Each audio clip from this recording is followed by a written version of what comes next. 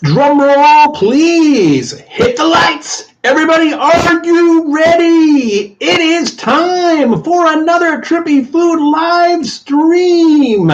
And a very, very happy melon farming New Year's to everybody out there. And look, it's Doodle. Doodle's coming in. We finally got 2020 behind us. Let's proceed with caution. Doodle's joining us today. Hi, Doodle. Let's proceed with caution, but let's have a great year. It's on us to have a great year, right? Let's make it a great year. So this is the first Trippy Food live stream of 2021, and here it is. So we already have people in the room. Julie in the room. Hey, Jules, how you doing? So we have food taster. Oh, good. So the Canadians are going to join us, I think, maybe, and food taster. Maybe you can tell us if this is correct or not, but I think the reason that we didn't have any of the Canadians on the last live stream was because it was Boxing Day, and maybe you were doing Boxing Day things. So we missed you. I don't think we had a single Canadian on our last live stream, which was December 26th, which I think is Boxing Day. So, but let me know. It was Boxing Day. It was Boxing Day. But that's what I was wondering. Is that why we didn't have any Canadians on the stream? Because they were celebrating Boxing Day, or whatever you do, it is on Boxing Day. That's a cool lamp. I've had that lamp on there before. Maybe I just haven't turned on or something, and you haven't noticed or something. But I try to change things up a little bit. So let's see what's different.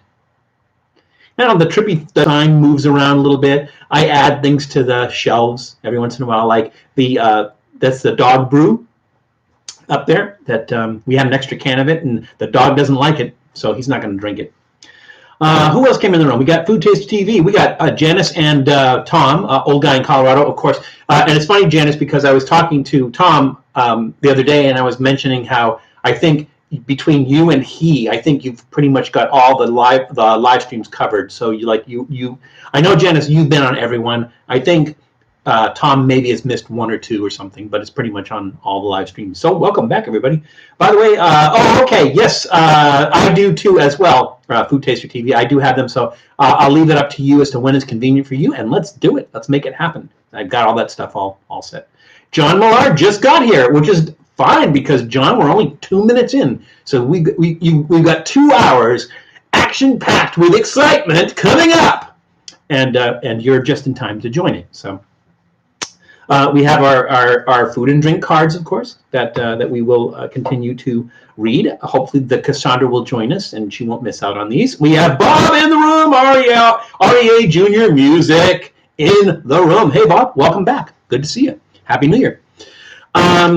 So one of the things that everybody knows Tiny Val. Everybody has seen Tiny Val, right? But Tiny Val now has some friends because my granddaughters had for Christmas sent me the Funko ad icons. So they're basically little ad icons, and it's a mystery. You don't know what's in the box. So we got 2 of them, and we got Blueberry. So everybody say hello to Blueberry to keep Tiny Val company, and the wise old Tootsie Pop Owl. The 1, the 2, the 3. So they're keeping Trippy Food. I mean, they're keeping Tiny Val company. So they're keeping Trippy Food. I mean, they're keeping Tiny Val company. So who else snuck into the room? We got everybody saying hi to each other, which is cool because we're just one big happy family. Well, we're one big family. Tiny Elvis. Yeah, maybe I need a Tiny Elvis. I mean, not a Tiny Elvis. I mean, maybe I need a Tiny Elvis. That's what I'll work on, getting a Tiny Elvis. Okay, so everybody's saying hello. And again, 2021, new year. Let's make it a great one. We will have challenges. Let me review the snacks. So let's do that. So first off, we have these. The company is, I have to say that right, Shirakiku from Korea, King Trumpet Mushroom Crisps. And again, these were part of a gift package from Claudia, Mrs. Trippy Food. So we are represented by the world today. So those are from Korea. Oh, Doodle needs some love. We have these. These are Bumbi gelatinas, and I guess the closest thing I can compare them to would be like a mochi, but it's not really a mochi. It's like sugar and gelatin, and it's a snack that that they eat in Colombia. So these are from Colombia. I don't remember where I got those. I did find them somewhere, but I got them at Vallarta Supermarket, which is a Latin American grocery here in the LA area. They have those. You guys want to see Doodle? You guys want to see Doodle, right? Come on, Doodle. Here we go. There he is. There's our guy. There's Doodle. Doodle had a big day yesterday. We went out on a hiking trail. Took Doodle, probably walked about 2 miles. He was really good. There's Doodle. Going to be slow in chat today. I'm on a 10-year-old PC while the other one is being updated. Oh, cool. All right. Well, we had that to look forward to, Tom. A brand new PC, so that'll be fun. Next on our hit parade, we have the company is Mr. Chips. Well, I think it's like a subsidiary of the company, and this is Mr. Chips Snack Mix. Now, I don't know. That looks like Arabic writing, and I don't know what that means. Maybe it means snack mix. So, it's paprika flavored, and it looks like fried noodles. So that looks interesting. And this I got at, did I get that Super King? No, I got that at John's Marketplace, which is a Eastern European and Middle Eastern market. I think it's a chain. I think there's other ones, but it's a pretty big market. And these are from where? Jordan. These are from Jordan. So we get Korea, Colombia, and Jordan. And then last, but certainly not least, we have these. The company is Gallito, and these are Milan relleno de menta, which means stuffed with mint. So it's chocolate stuffed with mint. Although oozing out of there is brown. I don't know that brown is mint, but they're chocolate stuffed with mint, apparently. So we're going to try these, and these are from Costa Rica. And they were brought back. They were brought here from family. I guess family of family from Costa Rica who came to visit at Christmas time. Brought those. So we have those. Do we want to see Doodle does the Pope poop in the woods? Yes, the Pope actually when the Pope went to Boston Common and he talked there, he had to poop really bad, and so he just ran over there in the trees and he pooped in the woods. So the Pope actually does poop in the woods. And then we have our 3 fine beverages. So today we have Hillsburg. Where is Hillsburg from? I don't know where Hillsburg is from. I think these are all American beverage companies or American branches of beverage companies from elsewhere. So the first one is Hillsberg, and this is a raspberry flavor non-alcoholic malt drink. So it's carbonated. It's a carbonated malt drink that's raspberry flavored. Now, I'm not sure about this. I'm not sure how this is going to taste because most malt beverages are really, really strong. Like if you've ever had a malt soda like Pony Malta, or there's another one from Mexico, a malt. It's almost like a cola, but it's kind of maybe a little tiny bit medicinal flavored, sort of like a Moxie, something along those lines. So I'm not sure how this is going to translate. It doesn't look dark. I mean, it looks like ginger ale color, but it's really hard to tell because it's in the green bottle. Then number 2, nope, still got the same people. Number 2, we have 14. Our little numbers at 14. That's like the highest it's ever been, I think. This early. I still don't know what that means though. I will message you on Instagram of the day. Oh, okay, perfect, food taster. Or you can send me email at val@trippyfood.com. We can do email too. So let me know. This is Bundaberg, and it is a peach flavored sparkling fruit drink. I'm going to call it soda. That's okay. Peach flavored soda. That looks really. I mean, usually a soda. It kind of takes on the color of stuff, but that's real. I mean, it looks like there's a lot of peach juice in there. That looks like really strong peach flavored. So that looks interesting. I'm going to try that. Hello, Adam Hebb. Welcome to the room, Adam Hebb. And then this one, which is really bizarre. This, again, was also in my goodie bag that Claudia, Mrs. Trippy Food, gave me for Christmas. And this is, the soda company is called, it says Dona, D-O-N-A. There's no tilde over the end, so it's no Doña, which is lady in Spanish. I mean, not like, hey, lady! Not that kind of lady. Like, like lady and lord, that kind of lady. So I'm guessing it's Dona. And there's no two N's, so it's not Donna. And this is turmeric honeybush soda, also with orange peel and black pepper. That is the most bizarre thing I've ever heard in my life. Turmeric, I'm not saying that right. Turmeric, honeybush. Honeybush is not what you think it is. Honeybush is, well, maybe it is. It is a shrub that's found in South Africa. And they make tea from I don't know if it's from the leaves or from the flowers. I'm not sure which, but I never heard of it before. Had to look it up. Honeybush.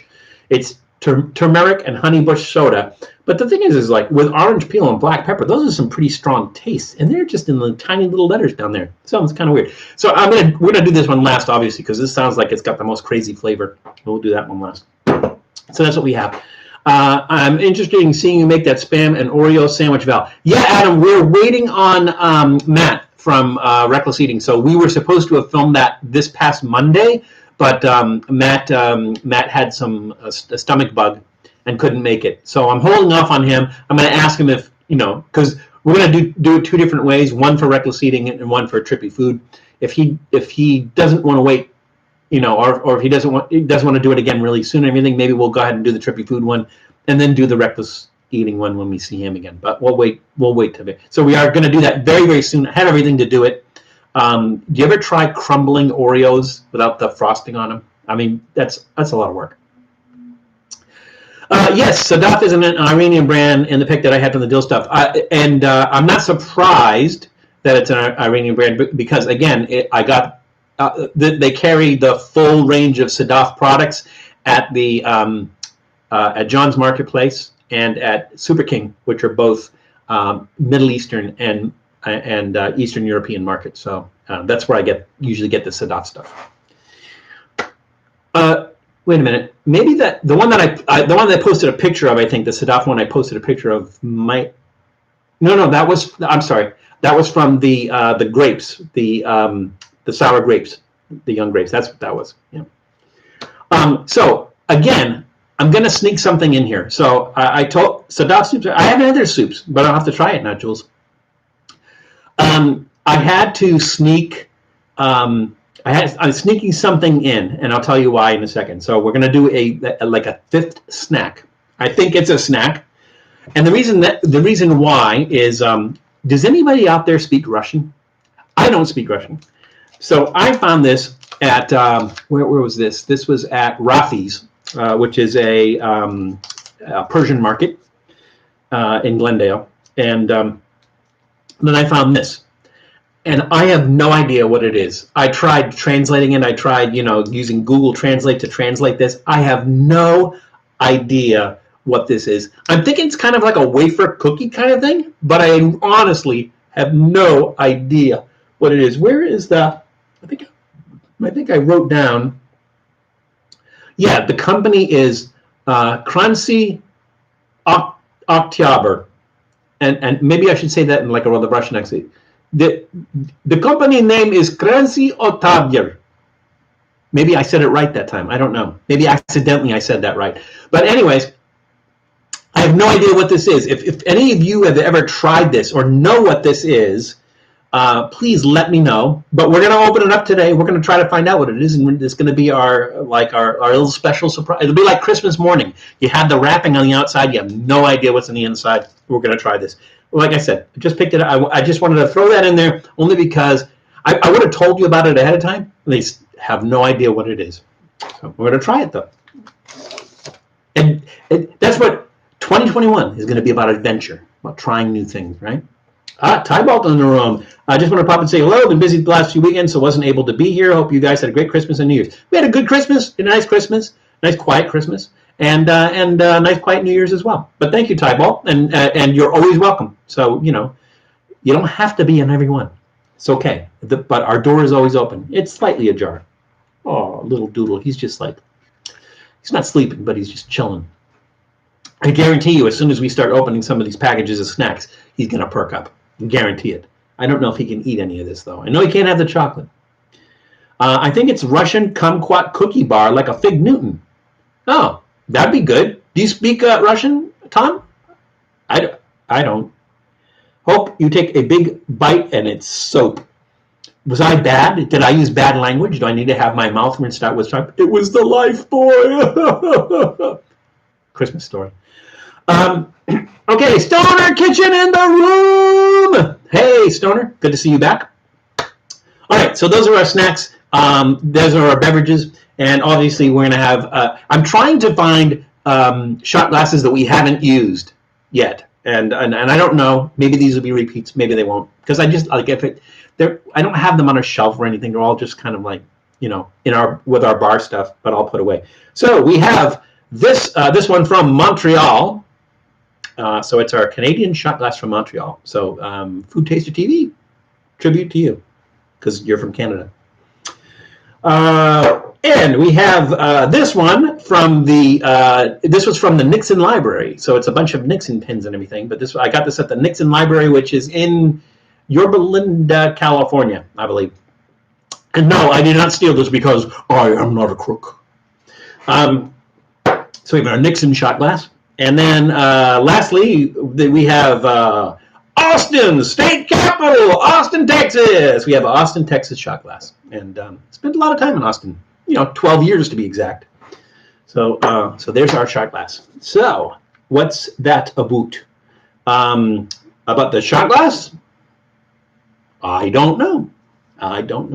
Let's see, who else? Who else snuck into the room? Adam, we got you covered, right? Stoner, we got you covered. Bacon 420 in the room. We did not see Bacon 420. You snuck in. Hey, Val, Janice, old guy, food taster. Yeah, he's running the gamut of everybody in the room, saying hello. I miss Austin too, Julie. Haven't been there since 2009. I need to get back there. I got so many friends there, and I just really need to get back there. Oh, exactly 10 years. That's almost like me. I'm 11 years? It's 12 years now. I've been away from Austin, so yeah, I miss it too. And that was just to visit Austin. I left Austin when I was living there. I left Austin in 2003, so not lived in Austin since 2003, and not visited Austin since 2009. And Tourniquet John in the room. Welcome back. Haven't seen you in a while. Good to see you. Welcome back. Joe Rogan is turning Austin into the new comedy hub. Well, that's nice. Austin is really transforming. I know that in the 11 years since I've been there, it's really, really grown. It's become really, really crowded. It's grown upwards. They built a lot of like high-rise apartments and things along those lines. I don't think there's any new office buildings. I think it's all high-rise apartments and everything. So I'm really looking forward to going back, both to see my friends and to see how much the city's changed in the past 11 years. So I think I'm probably going to be shocked. Just realized I'm definitely the youngest person here. How old are you, Adam? Because we are a family show, and we are a family stream. So that's okay. I do that on purpose. Not that I don't occasionally use bad language. Not that I don't occasionally enjoy off-color humor. But the fact is, I want everybody to be able to enjoy this. So I want you to be able to like bring your kids in and enjoy it with your kids, or if you are kids, to enjoy it. So 19. Well, you might be the youngest in the room, but we don't know yet. So, like for instance, if my grandson Dallas, if he shows up, he'll be the youngest person in the room because he just turned 10. So just turned 10 at the end of December. My favorite weird food place there was the Asia Cafe and Sichuan Garden. They sold fried boiled pig stomach, intestines, ears, kidneys, livers, and blood cake. All the good stuff. Yeah, the only problem with Asian food in Texas is that because it's farther away from Asia than California, it's harder to find the legit stuff like that. Like I grew up in the Boston area, and Chinese food there is it's Polynesian food. It's like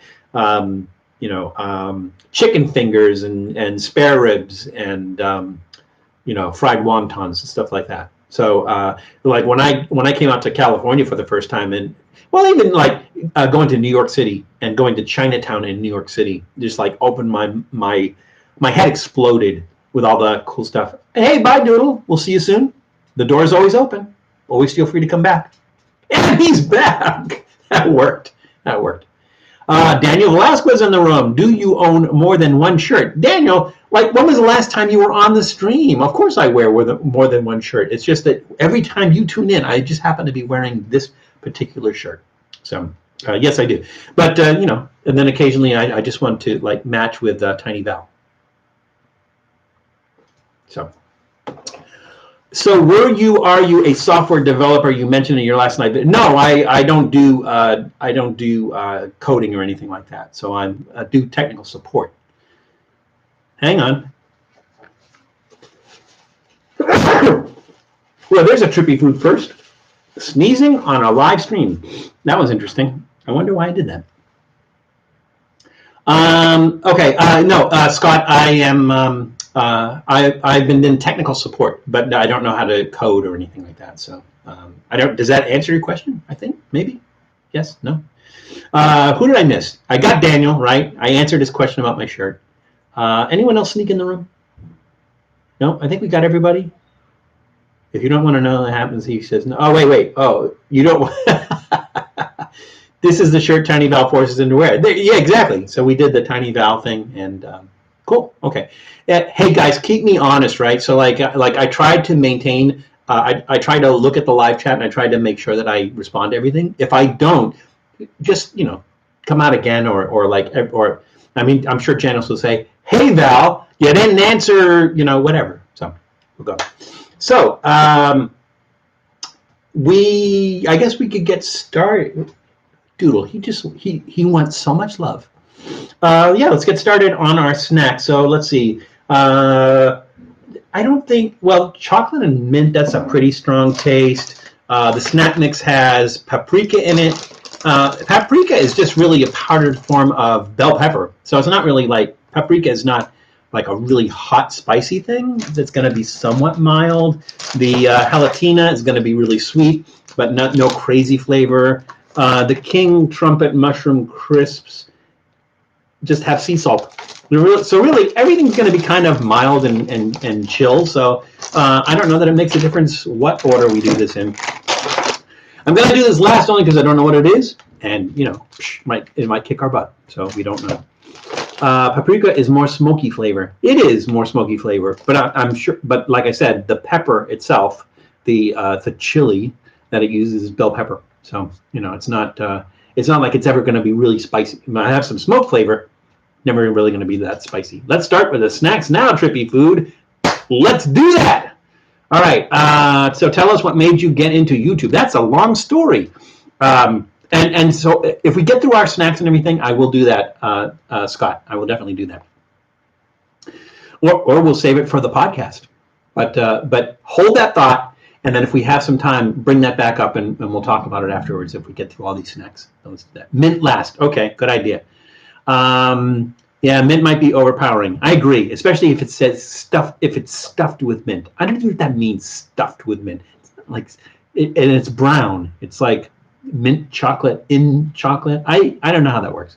Personally, I always start with a salty, savory for my videos, then do sweets. That might be interesting. I just try to avoid very strong tastes at the beginning because then it kind of overpowers everything else. But do we have anything salt? Well, the mushrooms are with sea salt, so those are salty. We'll start with those. That's fine.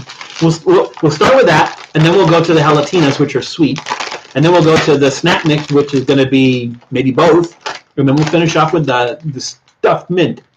Let's do that. Have you started? Oh, okay, old guy, they're talking. Do the shrooms, Val. If only. All right. Of course, Janice. Of course, card first. Where is the Cassandra? This is the second week. We're missing the Cassandra. Oh, no. I think maybe, did she sneak in at the end last time? I'm trying to remember. But we will do a card. The mushroom chips will probably have the least amount of flavor. Well, I'm going to call that mild. Hopefully, they will have a mushroom flavor. That's what I'm looking forward to. Doodle is like particularly loving today. He's just like, he won't let me, he asks for my arm, I start petting him and he won't give it back to me. So, but he's all excited. All right, first card. Yeah, sure, I'll ask this. It's going to be easy for some of you, not so easy for others of you. But what Mexican food literally translates as little donkey? Again, what Mexican food literally translates as little donkey? This gets stuck on the back burner as we open our first snack. Doodle, get my hand out of your mouth. All right, here we go.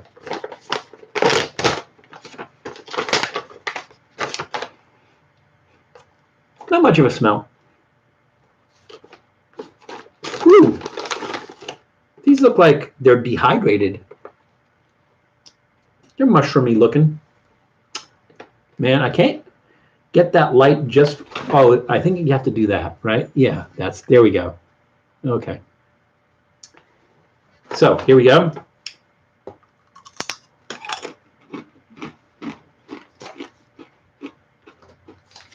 King Trumpet mushroom crisps. They do taste dehydrated. I was thinking crisp would be fried. But when you bite into these, they disintegrate. They're a little bit salty, but not overly salty. The thing is, they don't taste like mushroom. They taste like something else. They taste like, what do they taste like? That's weird.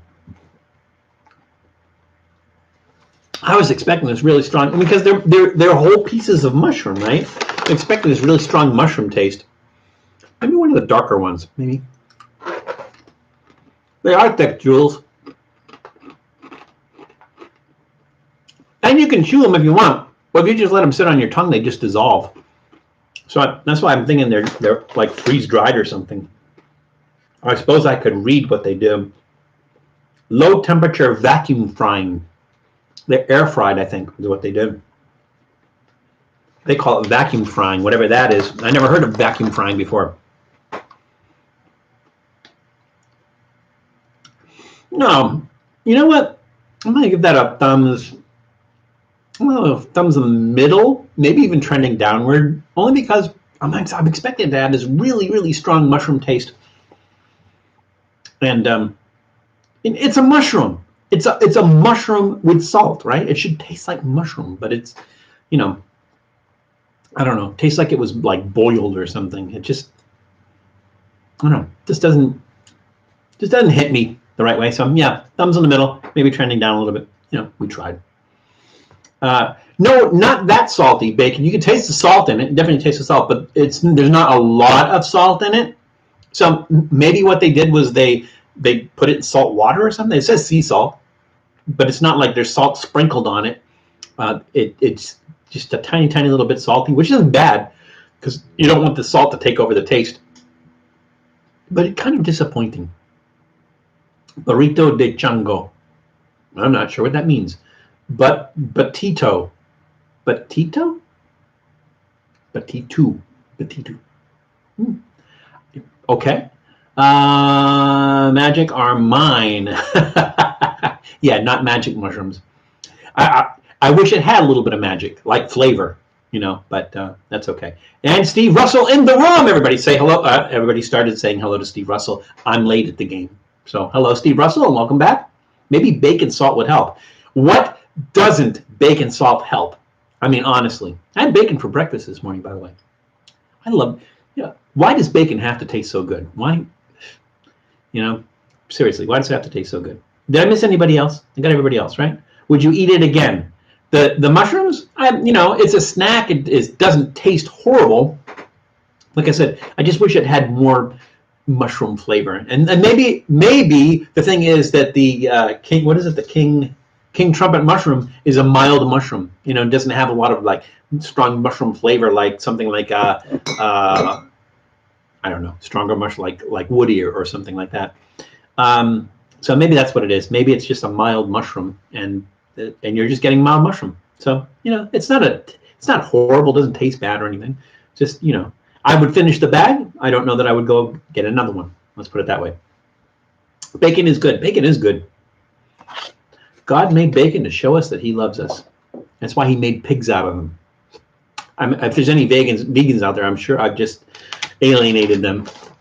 Just the intro. Maybe you've got something there to mix it with. To mix the mushroom with? Well, maybe not. Hot sauce. I could have put a hot sauce on that. But they don't really, it's not like a crisp, like fried crisp. It's like I said, I think it's like freeze dry. It's air fried, but it's like freeze dried. So you just put it in your mouth and you just let it sit on your tongue and it just dissolves. Just like a weird texture to have for a mushroom. But it is what it is. It's okay. Sorry. Fine. Everything on a pig is good. If pig had wings, they would be delicious. Everything is on a pig is good. And Tom, you bring up an interesting point. So the thing about because people, especially vegans on Twitter, are saying stuff like, if you knew how this was made, you would never eat it. And like, of course I know what it's made, how it's made. If you knew what was in sausage, I know what's in sausage. I know what's in head cheese. I know what's in scrapple. I know what's in those. It's all part of the pig. And the thing is if you're going to kill a pig and eat it, eat everything. Eat every single piece of that. Don't let anything go to waste. And this is the year that of reaching out and trying new things. Try new things. Like the organ meats and everything. Usually. Prior to the 1990s, organ meats were something that if you went to the butcher shop, they threw it away, or they gave it to you for 50 cents a pound and everything. And then in the 1990s, the whole British gastropub thing changed all that, and you had people like what's his name, Ferguson, the guy from St. John's, the chef from St. John's, and he started doing the whole nose to tail movement, which is like using historically underutilized cuts, the organ meats and things like that. And then eventually it became a big thing. So now if you go to the butcher for organ meats and everything, they're more expensive than like a steak. But the thing is, again, if you're going to have to kill an animal to eat it, and make sure you eat the whole thing. Make sure you consume the whole thing. Like frog legs. Never understood the whole thing about frog legs, where they catch the frog, cut the legs off, and throw the rest of the frog away. Doesn't make any sense. Now the Chinese, if you go and get a frog dish in a Chinese restaurant, they cook you the whole frog. So that's I don't know. I don't get it. But it is what it is. It's kind of like kettle cooked chips in terms of texture. No, because kettle cooked chips are crunchy, right? They're thicker than kettle cooked chips. The texture is like, I don't know how to describe it. It's like freeze dried ice cream. It's that texture, like freeze dried ice cream. Still had some of that sneeze in there. Had pork wings at some place. There were pork legs cut into wing-sized bits, sauced up, and that's weird. I mean, it's okay. It sounds good, but why? What? I have an iguana in the freezer that I got from Exotic Meat Market, and I think what I'm going to do is I'm going to do different cuts of the iguana for different things. Like I'm going to use the tail as in the same way I would use oxtail, and I'm going to do the legs like wings and stuff like that. So I'm going to make a bunch of different dishes from it. This is a whole iguana, and we'll see if we can use the skin. I don't know if the skin is edible, but we'll try. Big ass bones. It was great. Yeah, and the pork leg, sure it would be. I got asked to leave a Baskin Robbins once for saying I'd like the big ass cone, man. Really? Where? Bacon, where would they ask you to leave just because you said I'd like the big ass cone? That's bizarre. Okay, back to our card. No, we did read our card, and the question was, what Mexican food literally translates as little donkey? Not as unusual as I thought, because everybody got it right, and it is, in fact, a burrito. Or burrito, little burro. Doodle took off. He'll be back. As soon as we open something else, he'll be back, I guarantee it. That is really... Oh, Texas. Oh, okay. Well, that explains it. Yep, that's about right. Okay, so because we have 4 snacks and 3 beverages, we're going to do snack, beverage, snack, beverage, snack, beverage, snack. Extra thing. So let's do our first beverage. I think we'll probably... I think the straight ahead thing is going to be the peach. It is a little... I don't know if you can see that, but it has like sediment on the bottom. So I'm hoping that I'm trying to mix it up without like, making it explode in my face. Although you guys might think that's fun, watching it explode in my face. Let's try that, and hopefully it won't go everywhere. And again, this looks like there's peach juice in there. It's like there's sediment in there, and so I think it's probably gonna have a really, really rich peach flavor. Because this one's in a clear bottle, the other one's in a green bottle and one's in a can. I'm gonna use one of those for the Nixon one. That's you can't see through. So let's go ahead and Canada. Canada. So let's do the Canadian shot glass, and let's do our first beverage, which is the Bundaberg peach flavored sparkling fruit drink, which actually sounds good. Yeah, you're right, Tom. It does sound. It looks great. Hopefully, it tastes great. We'll see. Sure, this one's a good one. Probably easy too, but that's fun. That's okay. And remember, anybody who's new at this, on these cards, our rules are simple. If you know it already, throw it out there. If you don't know it, but you want to take a guess at it, throw it out there. If you don't know it and you want to look it up and you go and Google it and throw it out there. We don't care, because this is a learning experience for some of us, and for others of us, it's just fun that, we already knew that. So the girls sing "Oh Canada" like Mrs. There's a story there. Chuck Food Reviews and more in the room. Everybody say hello to Chuck Food Reviews and more. Welcome back, Chuck. Chuck, we'll just call you Chuck. That's fine. But welcome. We're just about to read a card, so you're just in time. So the question is, how is steak tartare cooked? Once again, the question is, how is steak tartare cooked? Back burner, and we'll open our beverage. Hi, Michael Bowling. Hello, Michael Bowling. Michael Bowling just spoke up just so he could say hi to Chuck, but he didn't say hi. Michael Bowling in the room. Welcome, Michael Bowling. We'll call you Michael. We don't have any other Michaels. That's okay. Unless you want us to use the whole thing, Michael Bowling. We'll do that. Bacon. Hi, Michael. Yeah. All right, here we go. And it didn't explode in my face. Sorry, guys. I can't tell if this is it's narrower. I can't tell if it holds the same amount as a shot. A shot, I think, Julie, you were a bartender, so tell me, is a shot a standard size? So we have this tall one and we have this short one, but do they really hold the same size? Because is a shot a specific amount of beverage? I don't know that. Is that even carbonated? Yeah, you can see here, hang on a second. Let's do the old light through the glass trick. Well, it's not a trick. Here we go. Maybe that's too much light. Maybe from above? Maybe from the side?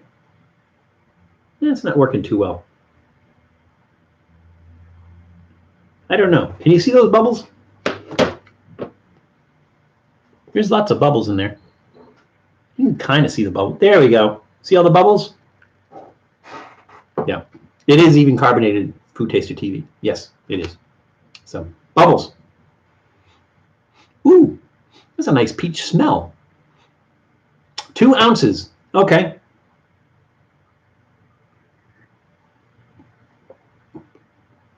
Ooh. It's not, it is sparkling, but it's not it doesn't effervesce like a carbonated soda. It's not like when you open up a ginger ale and it has all those bubbles. This has bubbles, but it's not like it doesn't fizz in your mouth.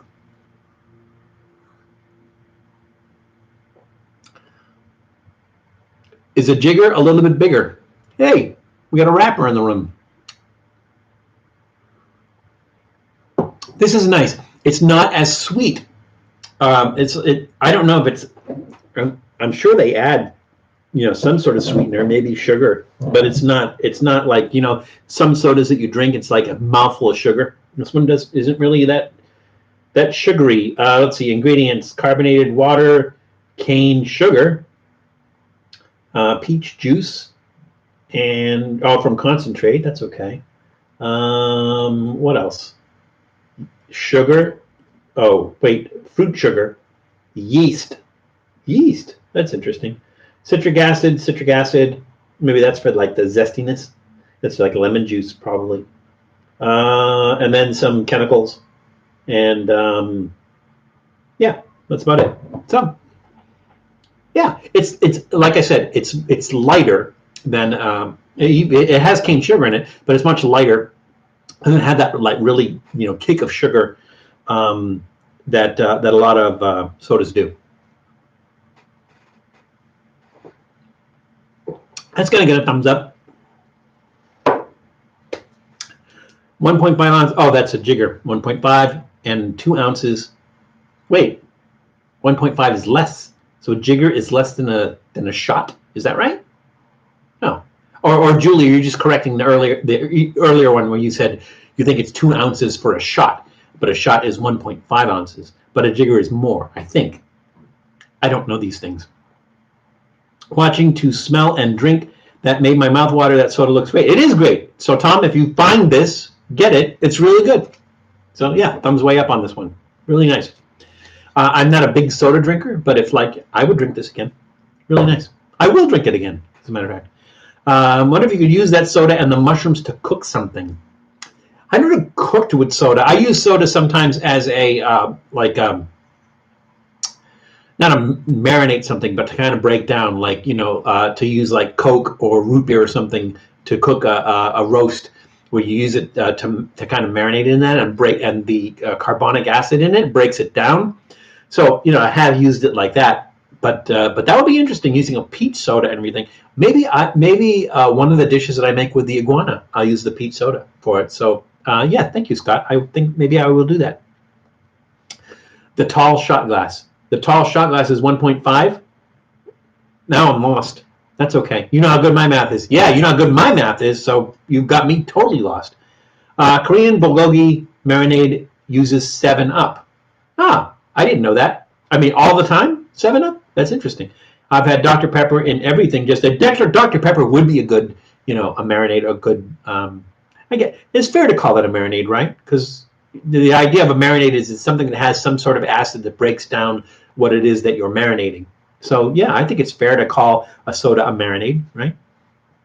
Peach soda and habanero. Oh, that would be so good. Maybe before you drink that, just put a couple of dashes of hot sauce in that. I could do that. I suppose I don't have any hot sauces handy, but that's okay. Dr. Pepper in homemade barbecue sauces. Yeah, I bet it would be good. I know a lot of the a lot of the barbecue places in Texas, they use Coca-Cola in a lot of their barbecue sauces. So yeah, ever go to the Pluckers Wing Bar in Austin?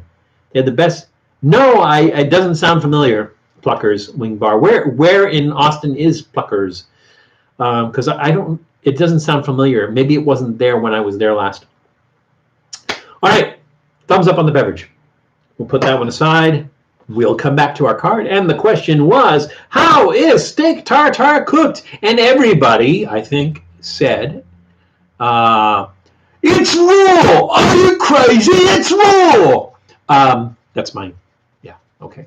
Raw. It's not cooked. It's not. It's raw. And so I think maybe we talked about this previously, is that in, I want to say Minnesota, they had a holiday dish. What did they call that? Cannibal? No. I can't remember what it was called. But they had this dish. They were telling people not to eat it because it's made with raw ground beef. The thing is you know where the beef is from. It's not an issue. It's just that, you just can't take grocery store ground beef and eat it raw. It's just, it'll kill you, probably. But steak tartare is usually served with chopped onions on top of it. They also call it Cannibal Mound. It's usually served with chopped onions on top of it, and then sometimes they even put a raw egg on top of that too. So, you know, like double your pleasure, double your fun, double your chance of foodborne illness. So yeah, steak tartare is not cooked. It's served raw. So that was a trick question, but you guys are too smart for them. So there we go. Oh, hang on a second. My chat moved. My wife did all the driving. Had a ton of steak tartare at the Bellagio. Yeah, I've only had. I had it at a party. It was I think it was a New Year's party. My ex-sister-in-law did, and they had steak tartare at the party. So it was my first time eating it. I was a little bit scared to eat, but once I tasted it, it was like, it's pretty good. Use a good quality steak, you know, like a Wagyu or a, you know, even a Kobe. Not Kobe Bryant, a Kobe beef.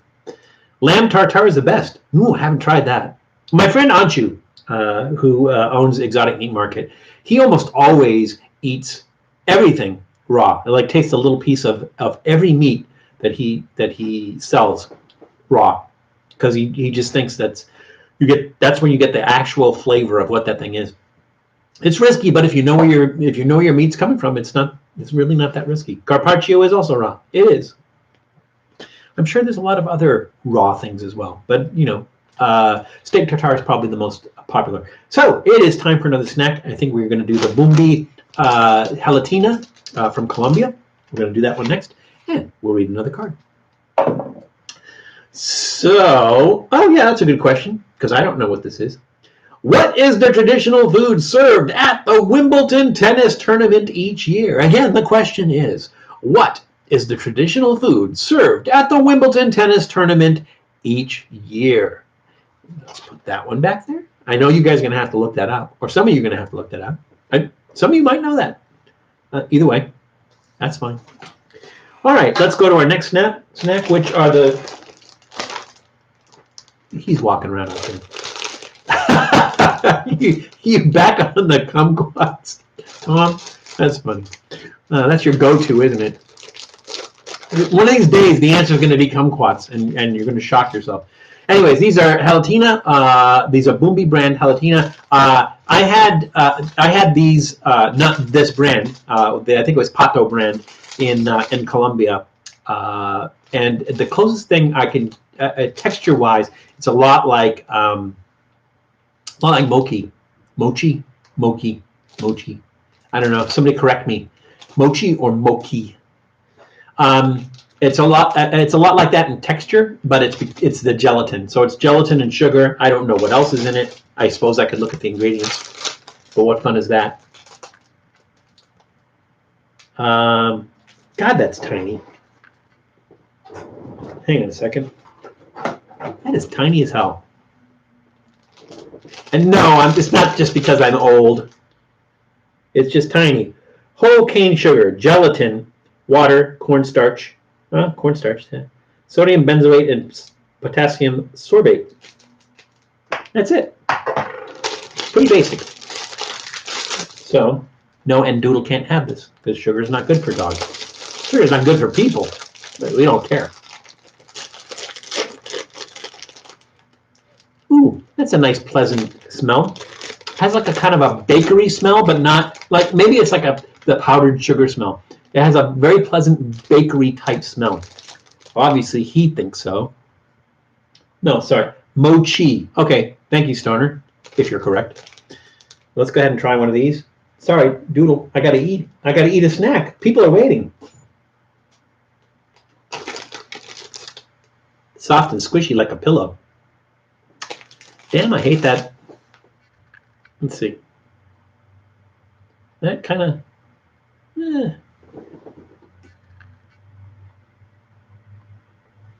We got to figure something out. Maybe put a light this way. Maybe that'll work. Or maybe put a light that way. I don't know.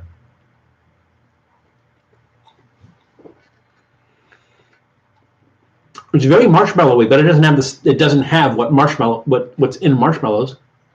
No, it almost have, because of the sugar. I'm sure it has that marshmallow. It takes you back to marshmallow. That's kind of what it looks like on the inside.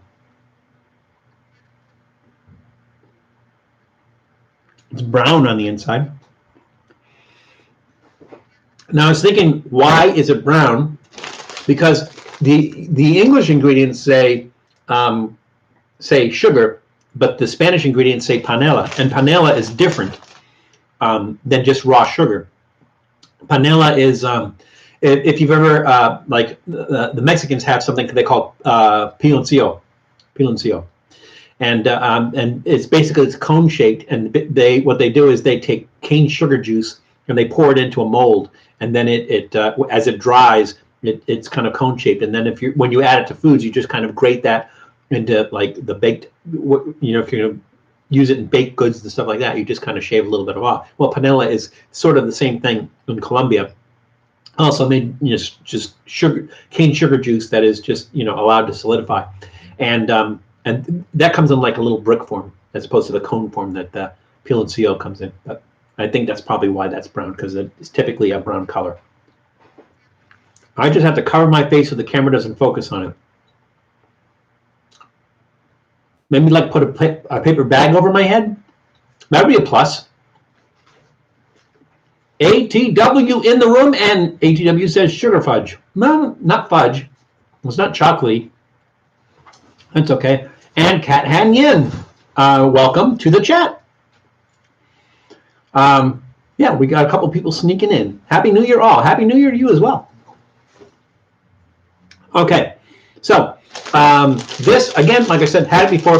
It's it's sugar and gelatin. So what's not to love? It's really, really sweet. I couldn't eat a lot of these, but big thumbs up. It's a special Colombian treat. Very enjoyable. So yeah, thumbs up for that. I'm sorry, you can't have that. It's sugar. Do I have anything you can have here? I don't know. I don't think there's anything that you can have here. I should have brought your chicken. Next time I'll bring your chicken and I can give you little pieces of that chicken. So if you go back to our Dog Eat Dog live stream where Doodle and I were sharing snacks, there was that baked chicken snack that's like really, really thin and then baked so it's kind of crispy. Those are really good, and he's addicted to them. So it's like, I don't know if they put crack in them or something, but he's like heavily addicted to them. So much that we put it in his food, and when we run out and can't put it in his food, he just looks at his food and goes, "Where's the chicken?" So yeah, he's kind of hooked on that. Let's bring him up one more time. He needs some love. There he is. Doodle in the room. Sorry, Doodle. See, he wants to lick the sugar off my mouth. Yeah, Cat Han, this is Doodle. Say hi. Say hi, Doodle. Say hi to your adoring public. Over there, Doodle. Over there. Say hi. Close enough. All right, Doodle. We got to do some more stuff here. So just stick around here. I'm going to put your little bed right next to me there. There we go. So the question was, what is the traditional food served at the Wimbledon tennis tournament each year? And, well, Scott Mansfield said strawberry shortcake. That's close. He also said pimento sandwiches, which is not even nowhere close. Tom says kumquats, but that's Tom's go-to. Let's see. What else we have? Janice, strawberries and cream. Was that it? Or maybe that's why. Maybe ATW said sugar fudge. Maybe that's what he meant. I'm going to go with that. Julie's first guess was Rocky Mountain oysters. That's going to be a big no. So the answer is, in fact, strawberries and cream. So I think Janice got that right. Janice might have looked that up. I don't know. It doesn't matter. So we all learned something. We all learned that at Wimbledon, what do they typically serve? Strawberries and cream. I don't think I've ever had strawberries and cream. I'm not going to do it for the show, though. I can just call you Kat. Well, thank you, Kat. You can call me Val. And then we're all Trippies, I guess. That's, was that Bacon or Stoner? Which one of you came up? I think a Stoner came up. Stoner Kitchen came up with Trippy's name, I think. Correct me if I'm wrong. All right, we did snack, beverage. Time for another beverage. And another card, of course. You guys like these cards? Are you guys, do you find it entertaining and educational? If not, if you don't like the cards, I won't do them. But I just think they're kind of fun. That's just me. I can call you Betty, and Betty, when you call me, you can call me Al. Let's see. Yeah, sure. That's good. Here's the question, and the question is, I'm loving your witty comebacks today towards Trippy Food. Julie. Yeah, well, she's had time to practice. Which drink is sometimes referred to as Adam's Ale? Once again, the question is, which drink is sometimes referred to as Adam's Ale? Let's put that in the back burner right there. Yep, Julie, I wasn't sure you were going to post that, but you are correct. Well, actually, not 40 whole years because you really were coming with comebacks, in your first year or so, maybe your first 2 years. Third year, definitely in the third year. But the first two, maybe not. So I'm going to go with like about 38 years or so. That's okay. All right. So our next beverage, and we are going to do the Hillsberg raspberry flavor non-alcoholic malt drink. It's a green bottle, so we're going to use the clear. Oh, I did the orange soda and the clear thing. So now I have to put something else in the Nixon shot glass that you can't see through. So I think, we'll do this one. We'll put this in Nixon.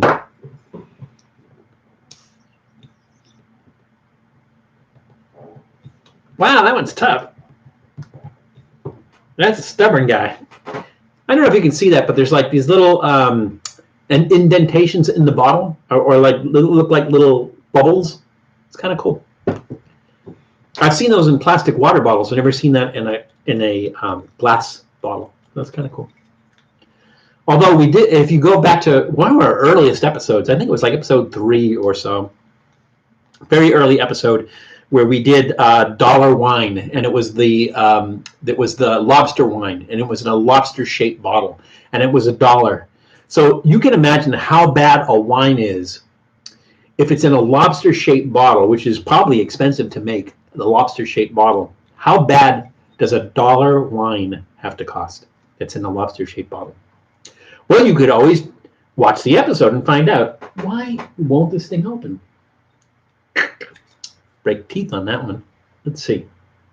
Do I have something that I can... Stubborn. I need like a wrench or something.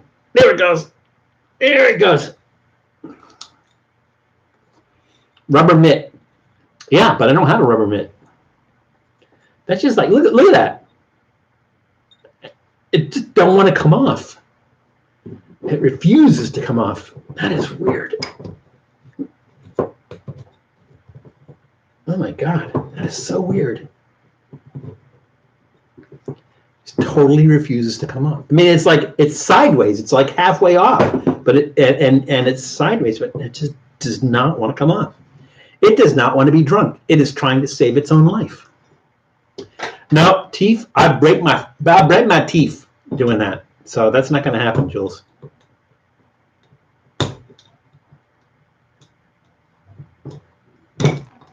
I mean, seriously. What is with this cap? Maybe it's a childproof cap. Because everyone knows that only children can open a childproof cap. Well, I could try that.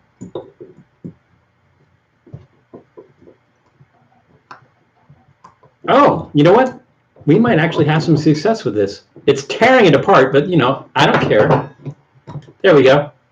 Good idea, Jules. Ooh.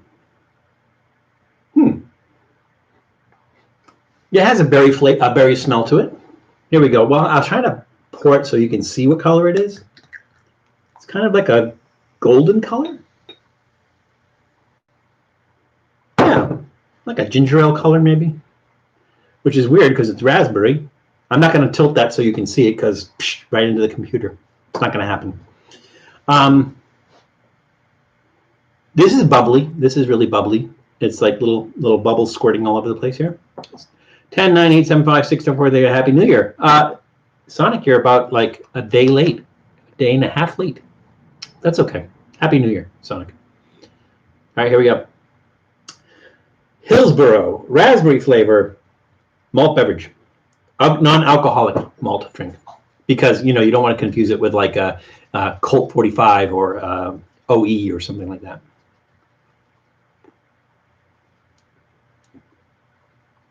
Ooh, that's weird.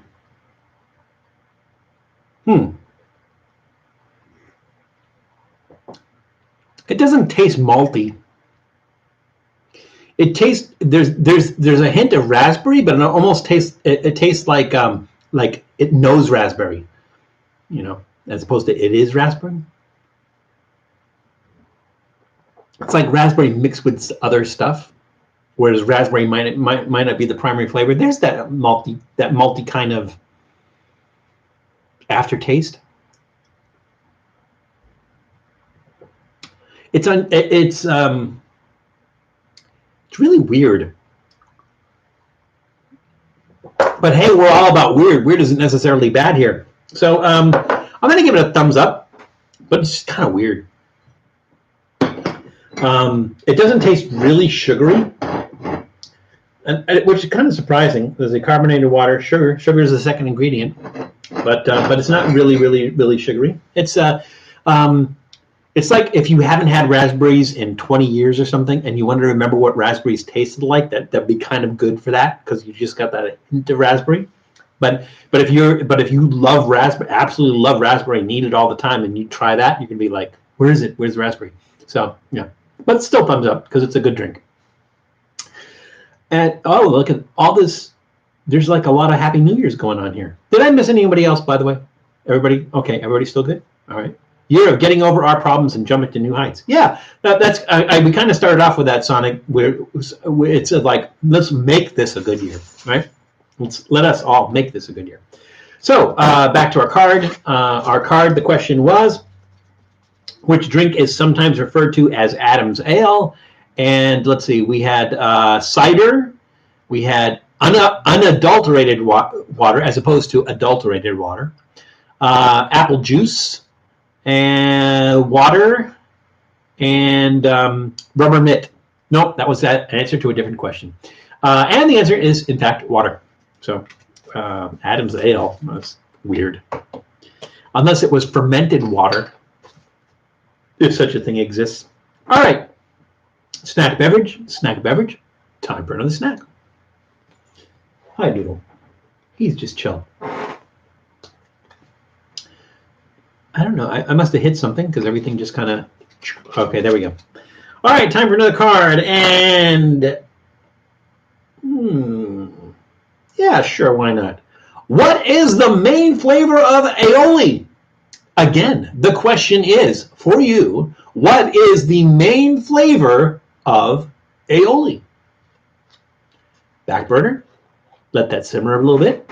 And we'll go on to another snack. Dabbing breakfast kush, a mix of coffee kush, that's bizarre, and tang sounds so funny, can't feel my face. Oh, that's bad.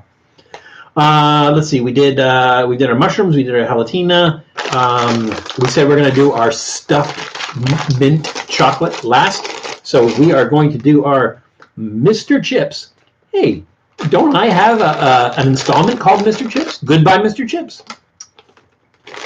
And again, this is snack mix. It looks like rigatoni and either fusilli or rotini pasta. And I guess it's I don't think it's fried. I'm not sure, toasted, I guess. And the flavor is paprika. So if anybody here reads Arabic, which I think we do have somebody who reads Arabic, can you see that? Food Taster TV, you read Arabic, do you not? Can you read that? Can you see what that says? And then that down there, maybe it just says paprika. Yeah, it is blurry. Hang on. See if we can get that. Yeah, that's not so blurry, right? That just says snack mix in Arabic. Yeah, that's what I thought. But thank you for helping out. This is paprika flavored. It might have some, the stuff at the bottom of the bag, so we're going to turn this upside down.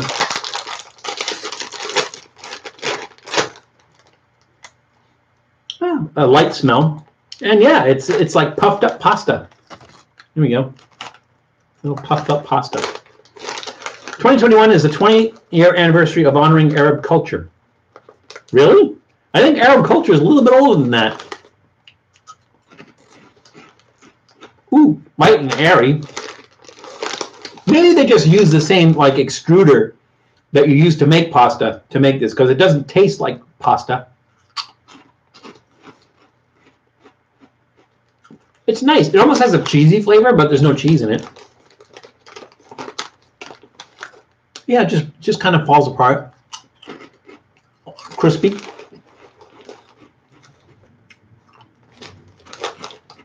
Paprika flavor.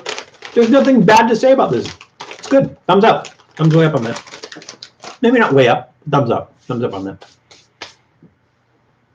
I mean, September when America needs its fine backbone. America needed to find its backbone last year, so we're overdue on finding our backbone. We got some work to do. So we might as well start now. What's interesting is it says snack mix in Arabic letters, but English phonetics. That is interesting. I wouldn't know that because I can't, I can't read Arabic. Arabic is right to left, correct? I think Arabic, Hebrew. I think those are the only.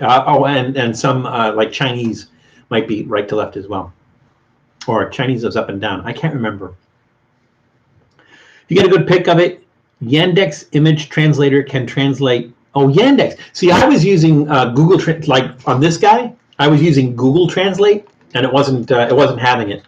And then I looked for the company online, and I found the website that of the people that make this or sell this, and they had everything but this. I couldn't find this on their website. Again, this is a mystery snack. So I love mystery, don't you? Arabic and Farsi, aka Persian, are right to left. Yeah, that's what I thought. I know I'm half Japanese American man.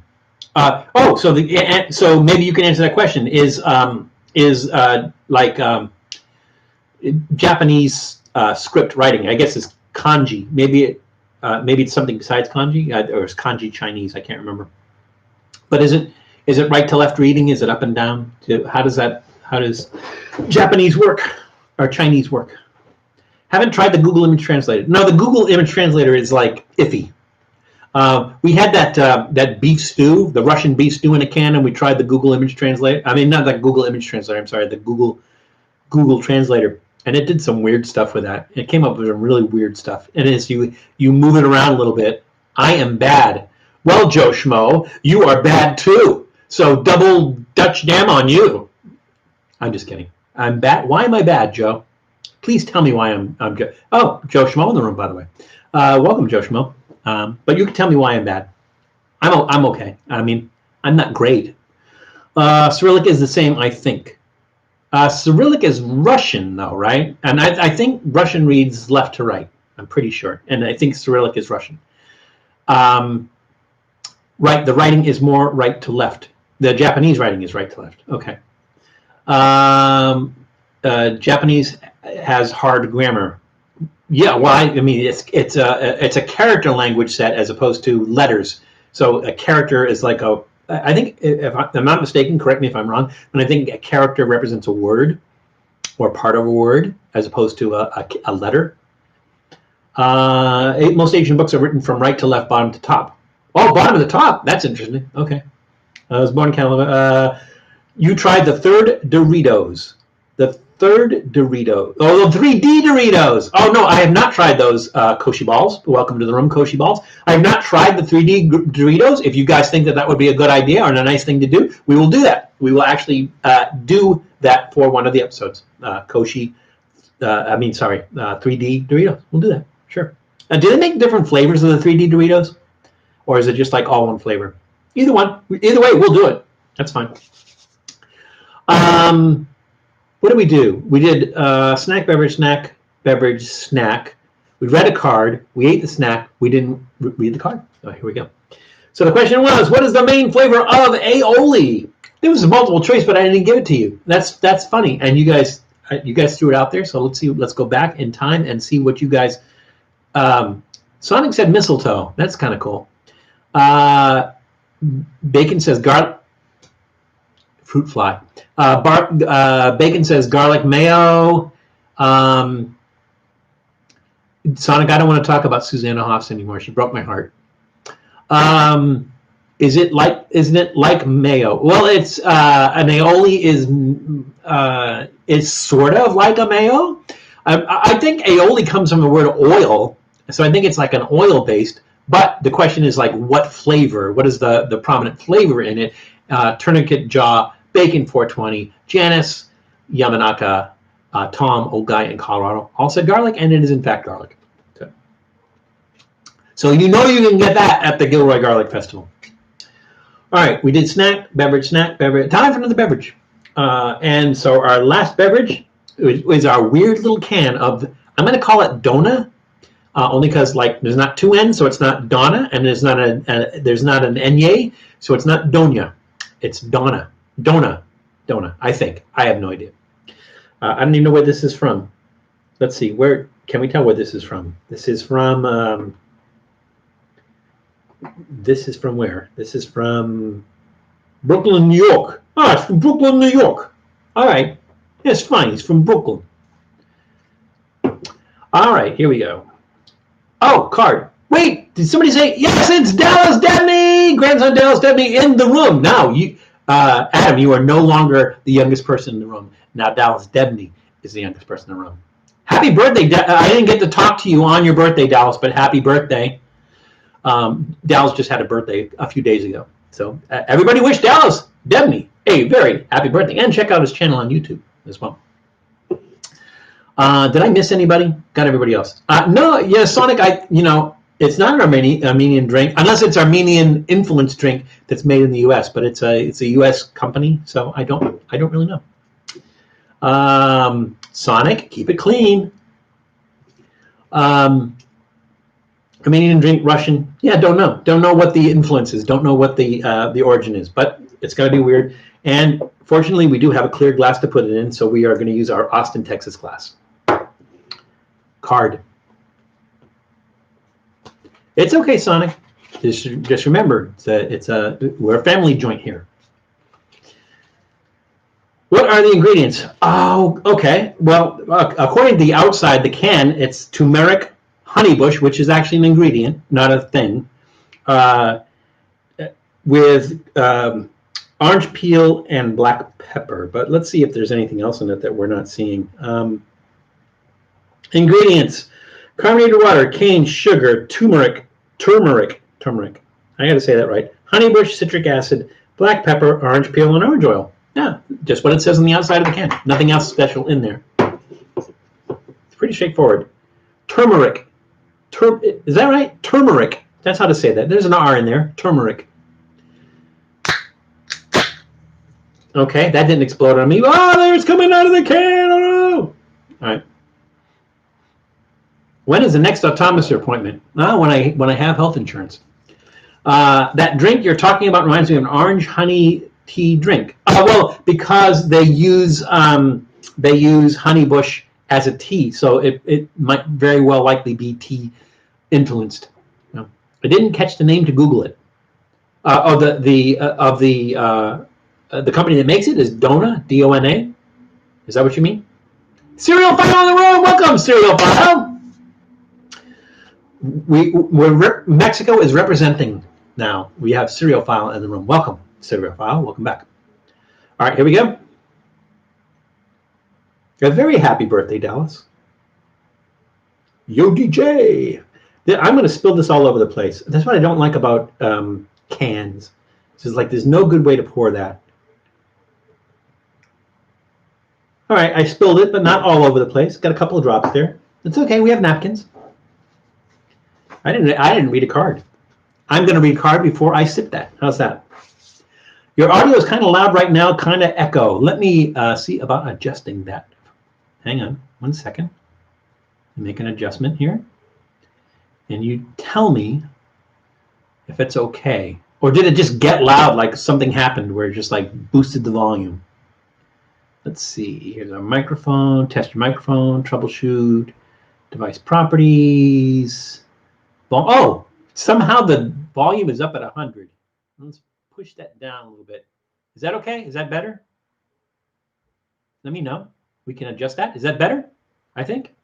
When you talk, it's louder. Yeah, when it gets distortion, I think. We had that happen. I changed this last time, and I set it down, but for some reason it's set back to 100. So I just set it back. Now it's okay. Good. All right, perfect. Awesome. I like fixing things. I like solving things. Ah, card. Here we go. So, spiced sodas are refreshing fizzy drinks derived from fresh and natural ingredients. Dona sodas are brewed in small batches with ground spices, herbs, and flowers. Well, I guess in this case, the ground spice is black pepper. Yeah, so we'll see.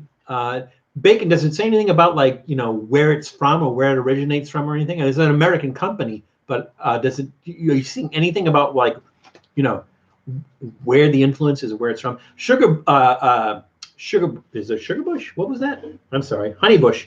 Honeybush is actually from South Africa. It's a South African shrub that's used in teas. So but I'm not sure if it's a South African drink per se. I don't know that. Orange crystalline honey drink, I mean. Oh, okay. All right. Our next card is... No, I'm not going to ask that. That's too easy. I'll tell you what it was because you'll know it's too easy. The question was, what do you call champagne mixed with orange juice? Too easy. I'm sorry. Sugar Bush is a ski resort. Yes, it is. Yeah, I made that mistake, but that's okay. Dona makes tea concentrates. So it's a tea-based soda. It's like a tea soda, maybe, I guess. No, I'm not going to ask that. A barista makes and serves what? Come on, seriously. This is 2021. Ooh, here's a good one. I like this one. Who serves up the figgy pudding in Charles Dickens' A Christmas Carol? Again, the question is, who serves up the figgy pudding in Charles Dickens' A Christmas Carol? And did they leave until they got some? Or did they not leave until they got some? Good question. Back burner on that one. Now let's sip our drink. Our turmeric honeybush Dona soda. Cheers. In our Austin, Texas shot glass.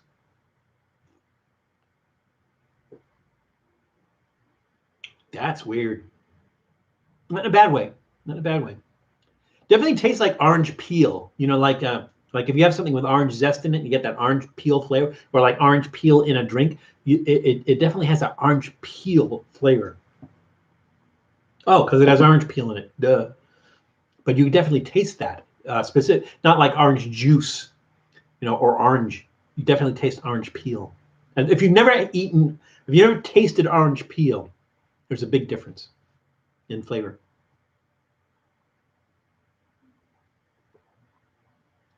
Well, look at it. Everybody's just there shooting it out. Serial File, you said I was going to say Mrs. Cratchit too, but you did say Mrs. Cratchit, so you're on board. You're good. Orange chrysanthemum honey flavor. On this, I didn't see honey in there. It's a honey bush, but honey bush is not an orange, and it's not honey. I mean, it's not. It's a shrub. It's a separate shrub.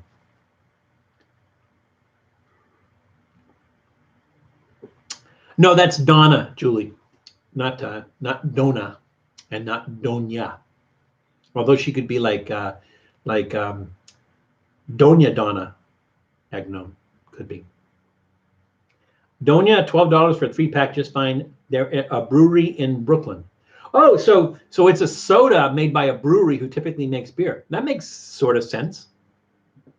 Then only in cans. I couldn't find it in bottles.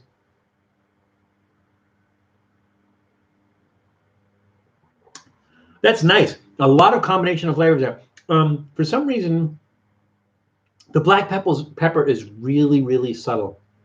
You would think that the black pepper would give it like a kind of a bite to it, but it's really, really subtle. And the turmeric, and the turmeric's kind of up front. So yeah, there's a lot going on in there and everything, but it's an enjoyable beverage. It's not like too crazy over the top or anything on anything. So yeah, big thumbs up on this one. There we go. back to our question. The question was, who serves up the figgy pudding in Charles Dickens' A Christmas Carol?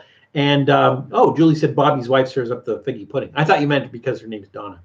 So if you can buy them online, got to try it. Val's Yeo's Orange Chrysanthemum. We're just going all over the place here. But the question was, who serves up the figgy pudding in Charles Dickens? I think everybody said Mrs. Cratchit, and you are correct. It is Mrs. Cratchit for an extra 10 points. What was Mrs. Cratchit's first name? I have no idea. Maybe she didn't have a first name. Maybe she was always Mrs. Cratchit. That's what they did back in the 1800s. They just used, you were just Mrs. whatever. You lost your identity when you got married. Bastards. All right. Because we just finished our third beverage, before we move on, we're going to mix them together. Yes, we are. Nothing special about this glass. All right, so let's do like a shot of each, so we know we have the exact same amount. So we'll start with our let's see. We started with our Bundaberg peach drink, and these all are carbonated, but to varying degrees. None of them really have like that really,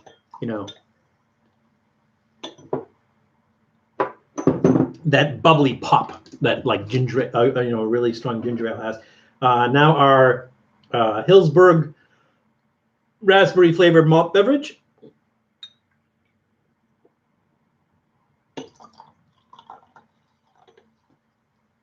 I'm making a mess here. And last but not least, our Dona turmeric honeybush. I'm going to call it soda. The hell. Nice color. Everything's a very light color.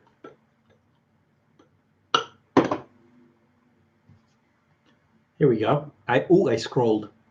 I am making a mess, Jules. But I try to do everything over the glass so that everything will like poured in the glass. So we managed to minimize the damage. So there we go. It's a little bit of everything in there. It's actually the same color as everything. So everything is very, very similar in color. So we didn't really change everything in color-wise. Will you do a chicken pot pie, turkey pot pie, beef pot pie review show? Well, they're kind of like, I mean, honestly, does anybody really find chicken pot pie, turkey pot pie, or beef pot pie really that unusual or different? I mean, we're Trippy Food, right? How trippy are those things? So here's what I will do, Sonic. Here's what I will do. I'm going to make an iguana pot pie. Will that work for you? Will that satisfy that? Will that satisfy that request for a pot pie? Is that I do a iguana pot pie? How about I do that? That'd be all right. That would be all right. Okay, let's do it. So one of the dishes I will make with the iguana is an iguana pot pie. That sounds good. I'm gonna like that. Okay, pour some Pepsi in there. What, and ruin it? Are you kidding? All right, here we go. I think I drank some, and I was busy talking. I didn't remember what it tasted like. Hey, Terry. Iguana looked so tasty. Yeah, well, it'll look even tastier once it's cooked. But welcome to the room, Terry. Everybody say hello to TH back in the room. This is one of those cases where, like, sometimes you mix these things together and it just gets crazy in your mouth. This is one of those things where everything kind of mutes itself. So it's kind of like a really nondescript beverage when you put everything together. It's not unpleasant. It's just that none of the flavors really shine. They don't mix really well. I mean, I'm sorry, they mix maybe too well. And everything's just really subtle. I think that maybe the strongest flavor is that peach drink, probably because they use peach juice in it. So that's probably why the peach comes through stronger than anything else. And nothing was really overly carbonated, so you don't get a lot of bubbles in there. It's okay.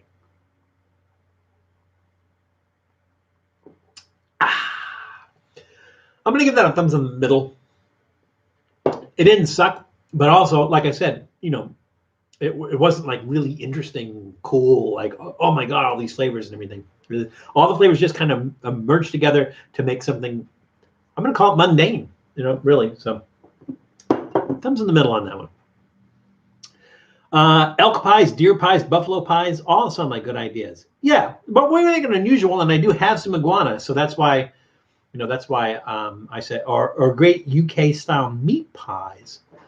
We did a meat pie. If you go back to our, I didn't make it, of course, but if you go back to our piccalilli episode, in our piccalilli episode, I got a British meat pie that's made, but you have to make it yourself in the oven. You have to cook it in the oven, or bake it in the oven, which I did. So we did I think it was steak and mushroom pie, if I'm not mistaken. So Jules, check that out. We did steak and mushroom pie, a British steak and mushroom pie, on the piccalilli episode. But I like the idea of like of what we think of like a chicken pot pie or something like that, but just done with some exotic meat. And like I said, I have iguana, and I want to make different dishes with it. And pot pie sounds like a great idea, so I think I'm going to do that. You know, cook the meat down, maybe sous vide it, and then use that meat and put it in the pie. So that's a great idea. I will definitely do it. Can you get mincemeat pies out there? If we look for them, I think we can. I don't know that they're really popular and everything, but you know, mincemeat is not something that's. I think mincemeat is originally a UK thing. I think.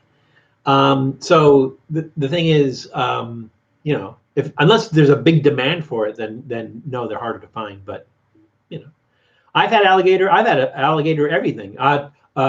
We did check out our episode where we made alligator head cheese and stuffed alligator, like stuffed roasted alligator. So check that out. Alligator's good.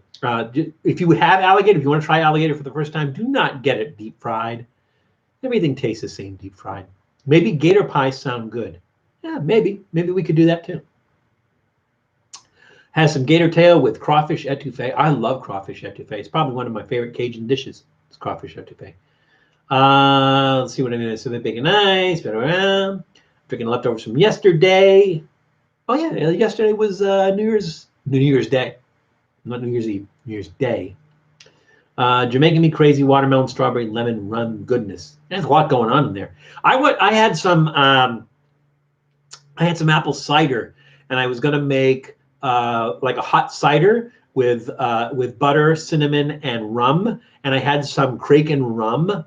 I thought I had some Kraken rum, and I couldn't find it, so I did not drink that because I couldn't put rum in that. So because that would have been my like a wonderful New Year's Eve drink. It's a nice Christmas Eve drink. It's nice, like sit by the fire, have a nice hot cider with, you know, butter and cinnamon and stuff in it.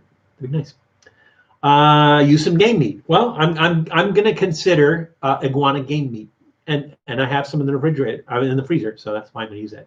Gator meat is kind of like chicken. Not really. Gator meat is, to me, let's see, what would I taste? To me, it's kind of like a cross between a light pork and frog. I think, to me, that's what gator kind of tastes like. Not like chicken. They do say that iguana tastes like chicken. They even, in the Caribbean, they call it tree chicken because, you know, they get out of the tree, they grab one, they eat it, and they say that it tastes like chicken. It has the same texture as chicken, but it has a unique flavor. It's one of my favorite meats, iguana. Iguana and beaver, my two favorite meats. Don't go there. If you like oxtail soup or chicken, then you will love gator meat. No, because it does. See, the oxtail soup is beef, and it doesn't really taste like beef. So, you know, I mean, served the same way, yeah, sure. I was thinking like take, you know, one of the bigger ones, take a tail section and then make it ossobuco, like a steak. That would be really good, I think. Although I think you'd have to tenderize that because I think alligator can be pretty tough. You might have to tenderize that or marinate that or something. Wanted to make some mulled wine, could not find a spice pack. You know what I would suggest, Bacon, is if you go to like, you could probably find those spice packs at like Bevmo or Total Wine & More. They may have those spice packs. And not too late. They probably want to get rid of them because Christmas season is over. All right, so we did snack beverage. It's time for our fourth snack. And I know you guys were looking forward to this. This is the Costa Rican Gallito Milan Relleno de Menta. As close as I can figure. I was going to say, do we have any Spanish speakers out there? Cerealophile? I think this is like Relleno de Menta. I think that means stuffed with mint. Is that correct? Am I correct in assuming that you speak Spanish? Because your videos are in English, but You are in Mexico, so I would not want to live in Mexico and not speak Spanish. I don't like to make that assumption, though. Cereal file, can you join in here? Gallito. Does that mean like little chicken? Gallito. Does that mean little chicken? Or no, wait. Little, ooh, little rooster. I think that's what gallito means, little rooster. I was going to go the other way, but I thought maybe, yeah, no. Yeah, it does sound like a rooster. Anyways, so let's go ahead and give this a shot. Almost like a Hershey chocolate bar, maybe. I think we lost cereal file. I hope we didn't offend her. In little individual packages. Ooh, God, I smell that. I just opened the package and I smell that. Ooh, wow. That smells really nice. Okay, here we go. You know, like a chunky bar. It's like a narrow chunky bar. That's what it looks like. Is that real minty? We'll find out in a second, Sonic. Doodle thinks so. Ooh, nice. Yeah, food taster, a little bit like a Kit Kat. Bacon, you're on the money. The only difference is, like, if you look on the inside, it's kind of like chocolatey mint, whereas the Andes mint, it has that white sugary mint in the inside of it. So this one's a little bit different. You don't get that kind of crystallized texture of the mint that you do in an Andes mint, or a York peppermint patty. Same thing. So this one's a little bit different because it's like a chocolatey mint, but you still get that mint flavor. It's still reminiscent of that mint flavor from like to me, I'm getting like a York peppermint patty taste here. Wow. I didn't read a card, by the way. I should be ashamed of myself, but I'm not. Wow. That's good. Yeah, Sonic, there was a restaurant I used to go to a long time ago. I mean, a long time ago. And we used to have the basket of Andes mints there, but I can't remember. I mean, not out here in California. It was back east, back in the Boston area, where you got those after dinner Andes mints. Or they're like the ones, the mints that they put on your pillow at some hotels. They'll put those, I don't know if it's an Andes mint, but it's the equivalent of an Andes mint. Wait a second. Hang on a second. The bells just went off again. And I'm choking on chocolate. Is it Olive Garden, Scott? Do they do that at Olive Garden?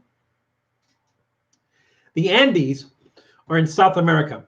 So to say Andes mint, only kind of, unless the name of the person who made the company, his last name is Andes.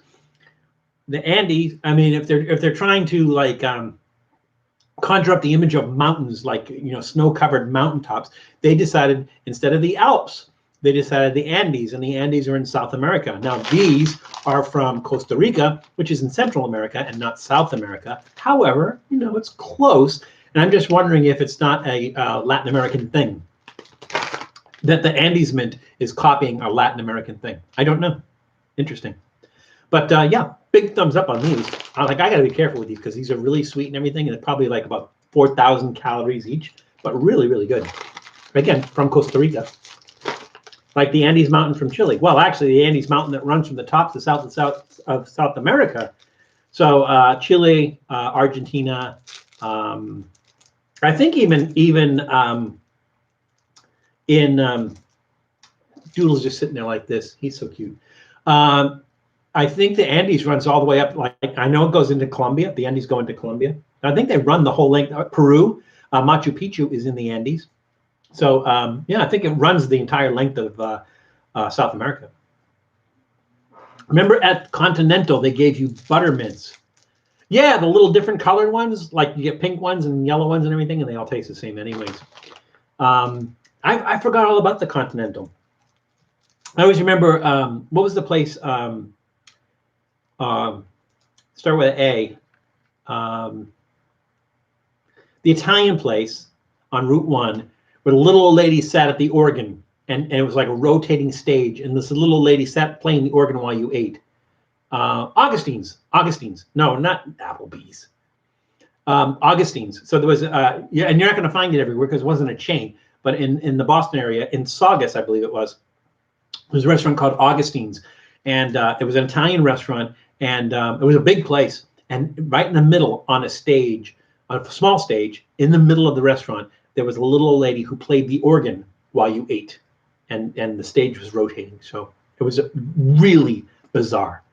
But Julie, do you remember Augustine's? I don't remember when Augustine's closed. I don't remember when last time they closed was. So like, I'm not sure how old you were, where you would have remembered Augustine's or not. So, did you ever eat the old San Francisco Steakhouse in Austin? They had pianos and swings. I did. Well, you couldn't go on the swing. I think they had performers that went on the swing. So I think I only ate there once, and it to me it seemed like more like it was about the show than the food. The food was just okay. It wasn't like the food was no big deal. They were up right off I-35, like just on your way out of the city, just before you got to Round Rock. I think that's where the old San Francisco Steakhouse is. Yes, so I haven't eaten there, but like I said, just once. It was kind of like that'd be a fun thing to do, but it's more for the show than actually the food itself. Food itself wasn't that great. I'm eating a second one of these. That's how good these are. Shakey's Pizza had piano players and banjo players, but you know what Shakey's Pizza didn't have? Good pizza. Well, I take that back. Maybe they did. Maybe I just didn't experience good pizza there. Have any of you experienced Shakey's Pizza, good pizza? Yes, no? And they cleaned our tables with tiny Dust Devil vacuum cleaners. Wow, that's funny. My favorite steak is the ribeye with baked potato and Texas cheese toast. And maybe a side of lobster. Side of lobster. That's surf and turf. New Year's Eve, Claudia went out and she got a couple of ribeyes. We had ribeyes, baked potato, and vegetables. So it was like broccoli and carrots and stuff like that. It was really good. Really good. How is Round Rock? How round is Round Rock?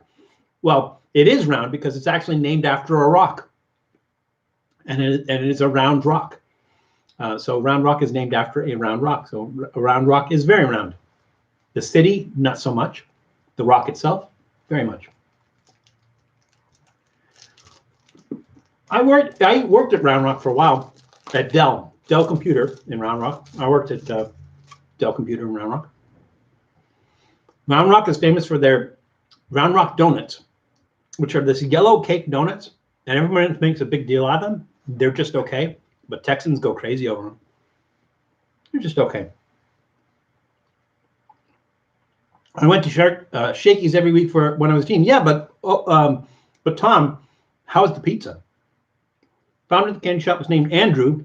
He named his shop Andy's Candies, Andy's Mints, Andy. I get it, Janice. So no nod to the Andes Mountains in South America. Really good. Big thumbs up. Probably the best snack I had here. Not that the other ones were terrible. Again, disappointed in the mushroom. Everything else was really good. Yeah, I think we did well today. Now, normally what would happen at this point in time is I would be putting these all together. But remember, we have our mystery treat that I picked up. And I picked this up at Rafi's, which is a Persian, I think, grocery. But this is a product of Russia, and I don't know what it is. So we're going to open this up. This is our special Trippy Food mystery snack. We're going to open this up and try this. Straw Hat Pizza was good. Don't know Straw Hat Pizza. Round Table is good. Round Table is okay. Best chain is Domino's. Beg to differ there, but that's okay. Well, chain, that's hard to say. I don't eat at Papa John's just because he was a jerk, but everyone says he doesn't work there anymore, so it's okay to eat there, but I don't know, he ruined it for me. I worked in Dell Building 2 before 7 and 8 were even built.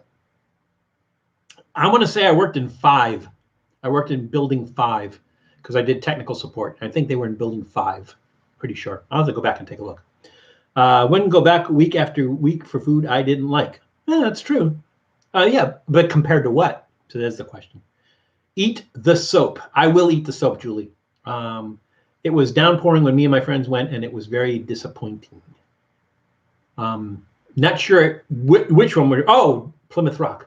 Plymouth Rock is a very disappointing rock. Well, it may not even be the rock they tethered to. Is that right? Like, so the idea of Plymouth Rock is that when the Pilgrims came from England, they landed in Plymouth. That was like where they landed at that rock, and then I'm pretty sure somebody carved 1620 in it. They didn't, but somebody carved 1620 in it, and nobody really knows, is that actually the place that they landed. It seemed to me, if I remember correctly, a few years back that somebody vandalized it. And like, how do you vandalize a rock?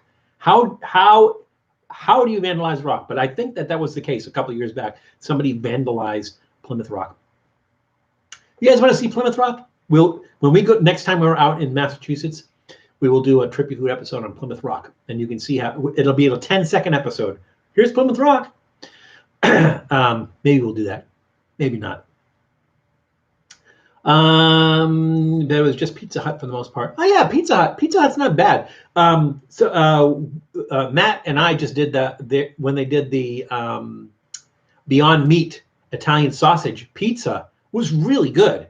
So I would eat at Pizza Hut, I think, before I would eat at Domino's. I think I like pizza. The dough is better. Domino's is kind of like floppy, for lack of a better term, and everything. I think I like Pizza Hut better than Domino's. It's just me.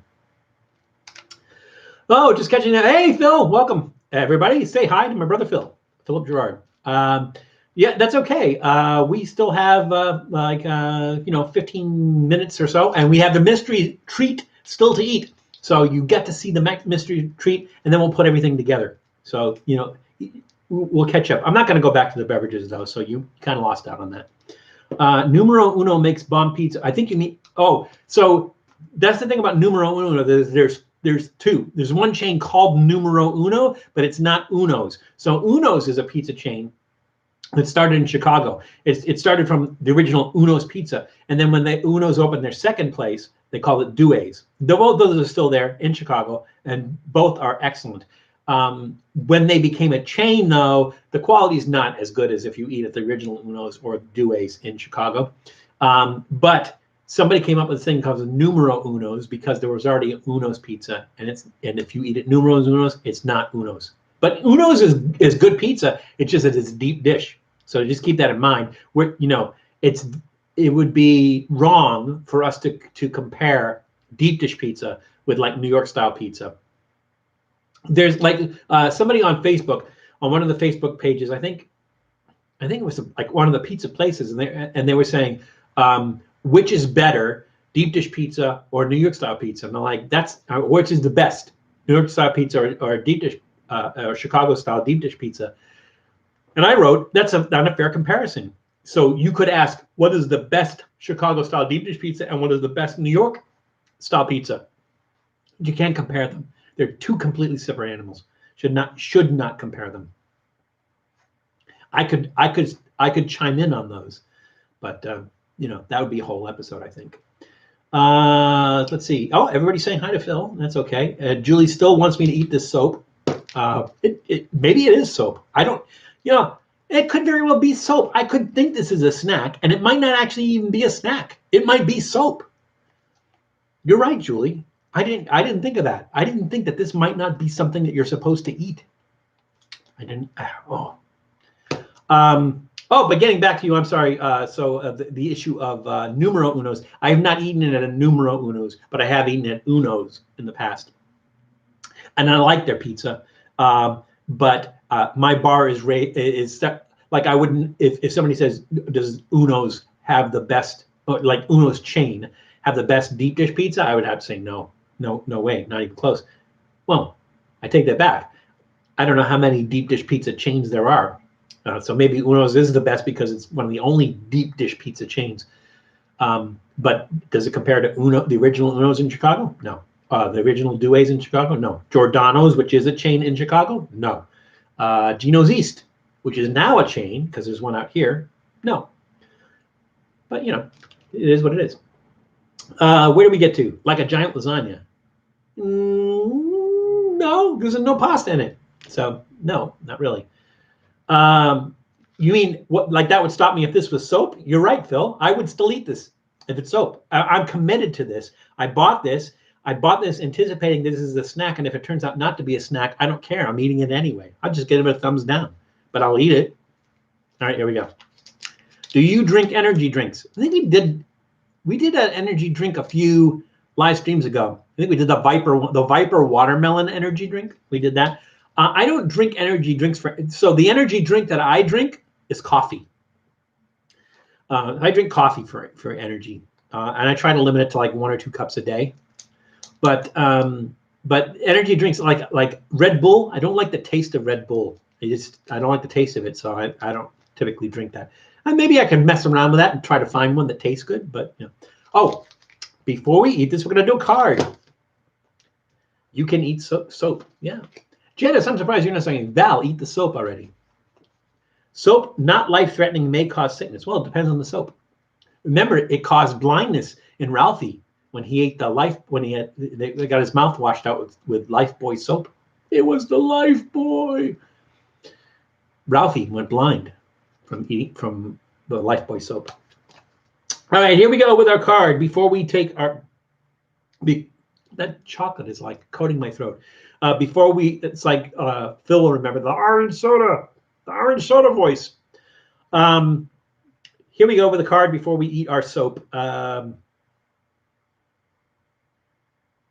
What? No, really? No, this is it's kind of an obvious thing, but I still didn't know it.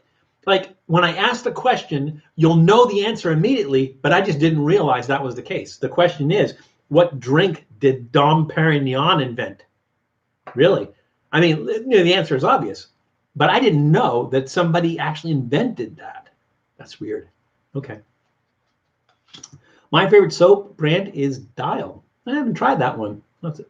Yes, Julie is telling me to eat the soap. I'm gonna read another card, but I just found that one interesting. What drink did Dom Perignon invent? Interesting. Irish Spring. Well, Sonic, manly, yes, but I like it too. Yeah, this is a good one. Champagne. And here's something you might not know.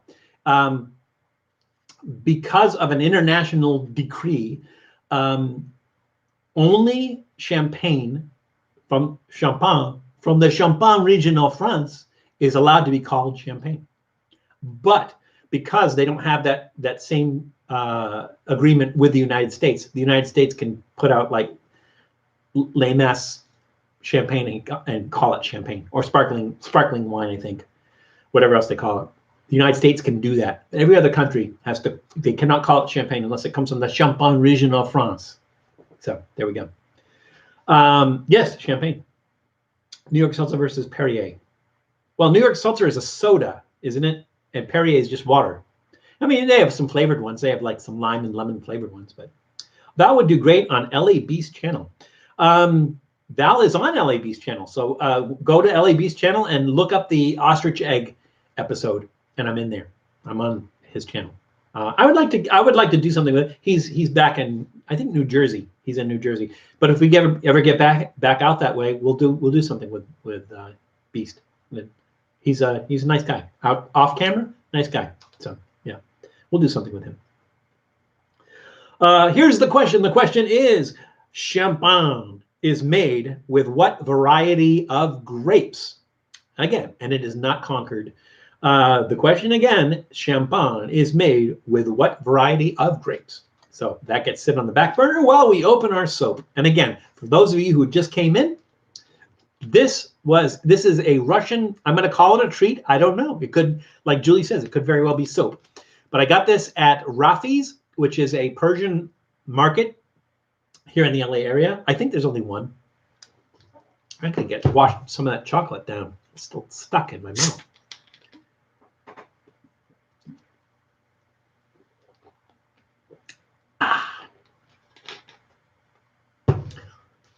Very funny, Sonic. Anyways, Rafi's, which is a Persian market here. It's also a Persian restaurant, and it's really, really good. And I say Persian, Iranian, same thing. It's really good. The restaurant is really, really good. But they have a market here in Glendale. Well, it's either Glendale or Burbank.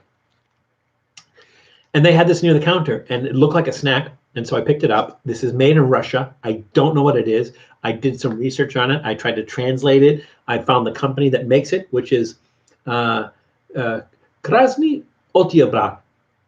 I'm probably saying that wrong. And I don't know what this is. So this is our mystery snack. That's why we're having 5 snacks today. Mystery snack. And we're going to go ahead and open this and eat this. So you're in Glendale. I'm near Glendale. Iranian. Okay. I'm seeing chocolate. So sorry, Julie, unless it's brown soap. Ooh, look. All right, here we go. Cheers.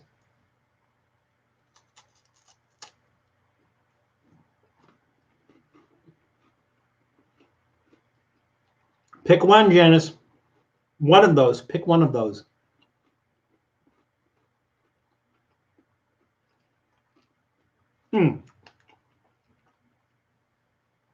It's chocolate covered. It's chocolate covered wafer, is what it is. It's not like Easter Bunny chocolate. Not like that bad quality milk chocolate. It's a nice milk. It's a nice chocolate. It's not also like your high quality chocolate. It's somewhere in the middle there. It's a nice chocolate. The wafer is not that crunchy. It's not that crispy. The wafers typically are. And it's not, and sugar wafer usually has a really strong sugar taste, and this one's nice.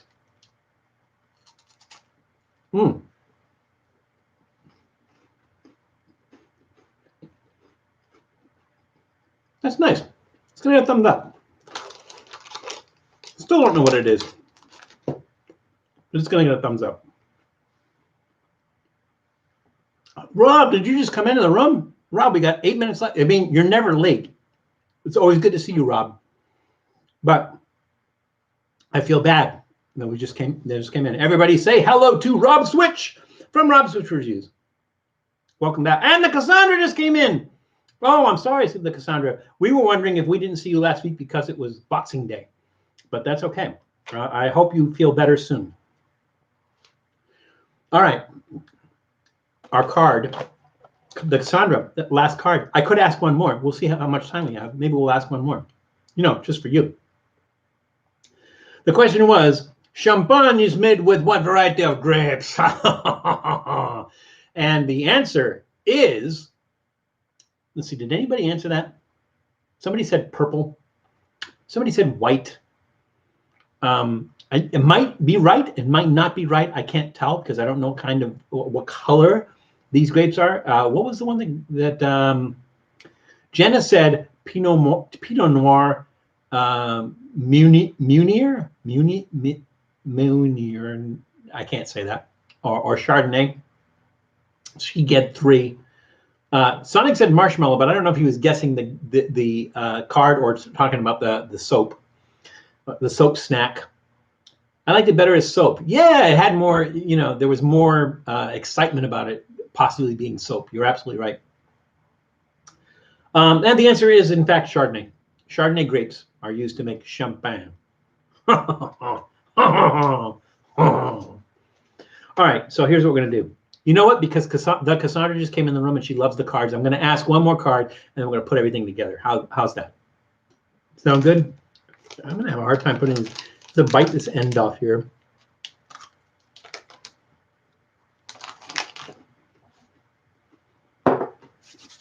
All right. One last card. for the Cassandra. Oh, sure, that's a good one.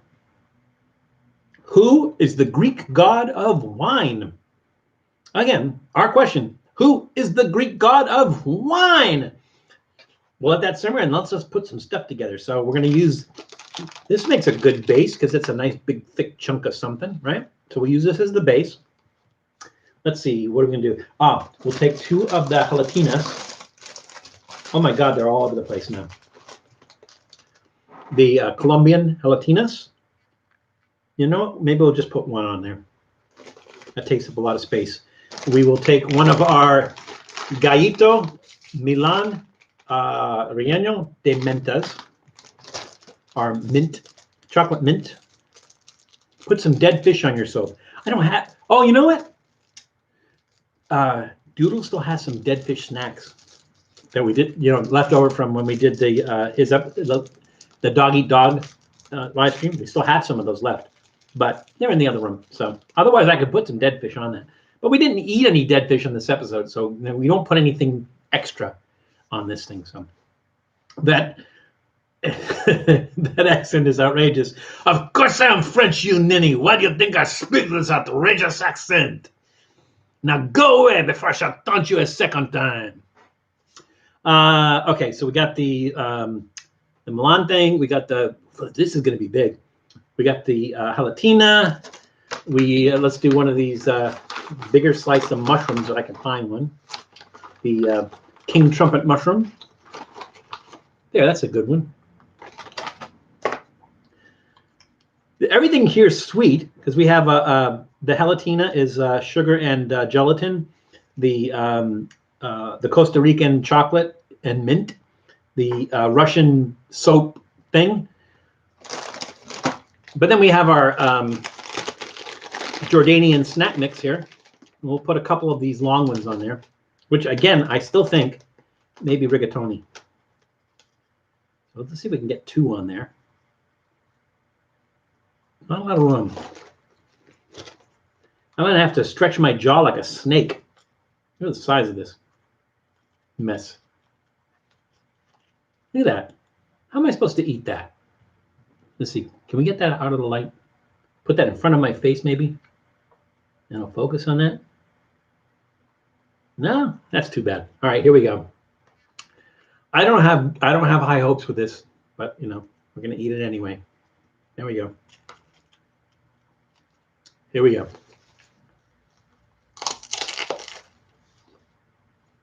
Mmm.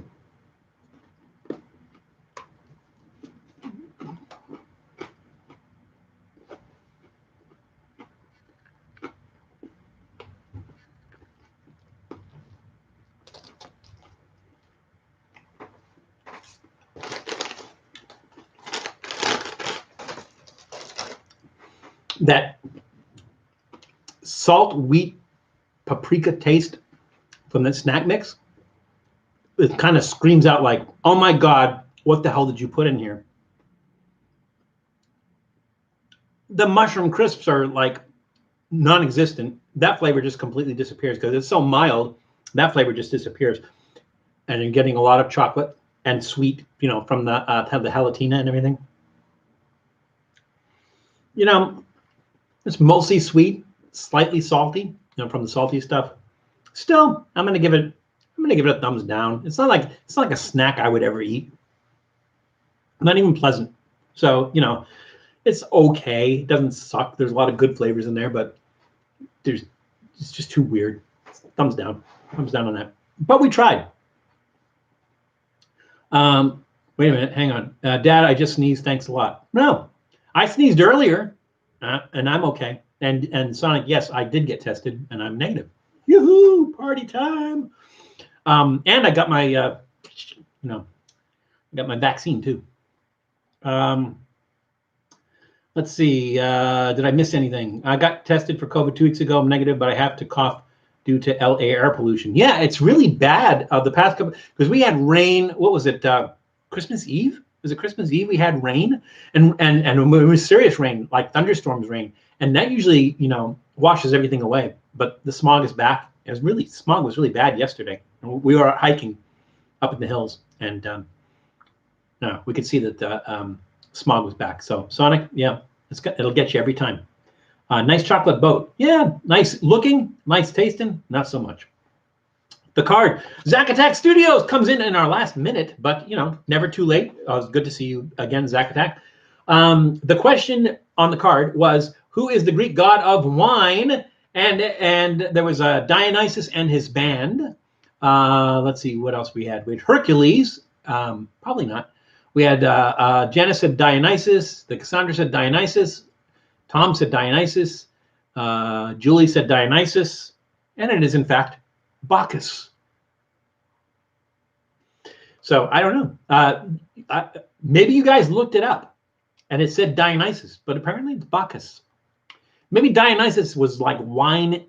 Something happened with him in wine. Maybe that's what it was. But yeah, this card says Bacchus. You know what? There's a possibility the card could be wrong. I don't know that. Either way, we learned something. We either learned that the cards are wrong or that it's not Dionysus. And wherever you guys looked that up was wrong. So there we go.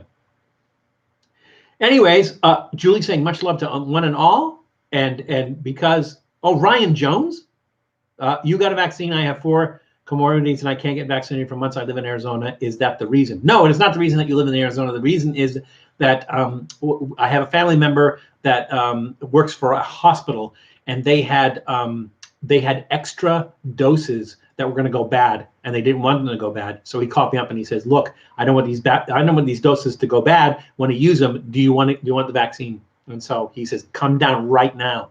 So I went down there and I got vaccinated. So, but that's how I got, because I think I'm lower on the list. I think because of my age, I might be like kind of up there on the list, but I'm not like like 80 years old or something like that. So I'm not in that part of the list. But like I said, he works for a hospital. He did not want them to go to waste, and so he called me up and he says, "Look, I don't want these to go to waste, but we got nobody else to give them to and everything. Come down if you want to get vaccinated." So I did. And that's what happened. Did I miss anything? I did not miss anything, but everybody's saying goodbye already because they realized that it is 3:01 and I didn't realize it was 3:01. So it was a pretty spectacular show today. We tried a lot of stuff, and we even had our mystery thing, which now I'm kind of disappointed was not soap, because it was an okay chocolate covered wafer. It's kind of like, now I'm kind of like wishing it was soap, but it was not. Oh, the Roman name. There you go. All right. So Dionysus was the Roman version of Bacchus. The question was the Greek god. So I'm guessing Dionysus was Roman and Bacchus was the same equivalent. Because, there's that equivalent, like Ares is Mars and Venus is Aphrodite and, stuff like that. So they had Greek and Roman counterparts. The Romans, I think, stole from the Greeks. I think that's what it was. But anyways, so we're out of time. We ate a bunch of snacks. We're like 2 minutes over. That's okay. We're not on a timer or a clock. It's good to see everybody in the new year. I know last year was really, really challenging for everybody. It's not that this year is not going to be challenging. It's not like the sun just came out after having been gone for 365 days. It's not like that at all. We're in a new year, and so we're going to have more challenges this year and everything. But let's rise to that challenge, and let's all work individually and collectively on making it a better year. We can do that. We can't do anything about murder hornets or cannibal ants or zombie cicadas. We can't do anything about that. We can't do anything about twin hurricanes or meteors. We can't do anything about that. But there's other stuff that is within our control, and let's do that. Let's do that on a small level. Let's do it on a local level. Let's do that with each other, and let's make 2021 a better year than 2020 was on a personal level. And we'll figure out how to sweat the big stuff, together. So again, happy New Year to everybody. It's good to see everybody. It's always nice to get together and get together I feel like a family. Well, plus I have family members that are on the chat, but I just feel like we're a family. It's nice to interact with everybody, and so here's to a better 2021. Let's all have a great year, and we'll see you again next week, unless something happens. So remember how it's crazy out there, and please be careful. Please take care of other people. Please take care of yourselves, and we will see you soon. Bye, everybody.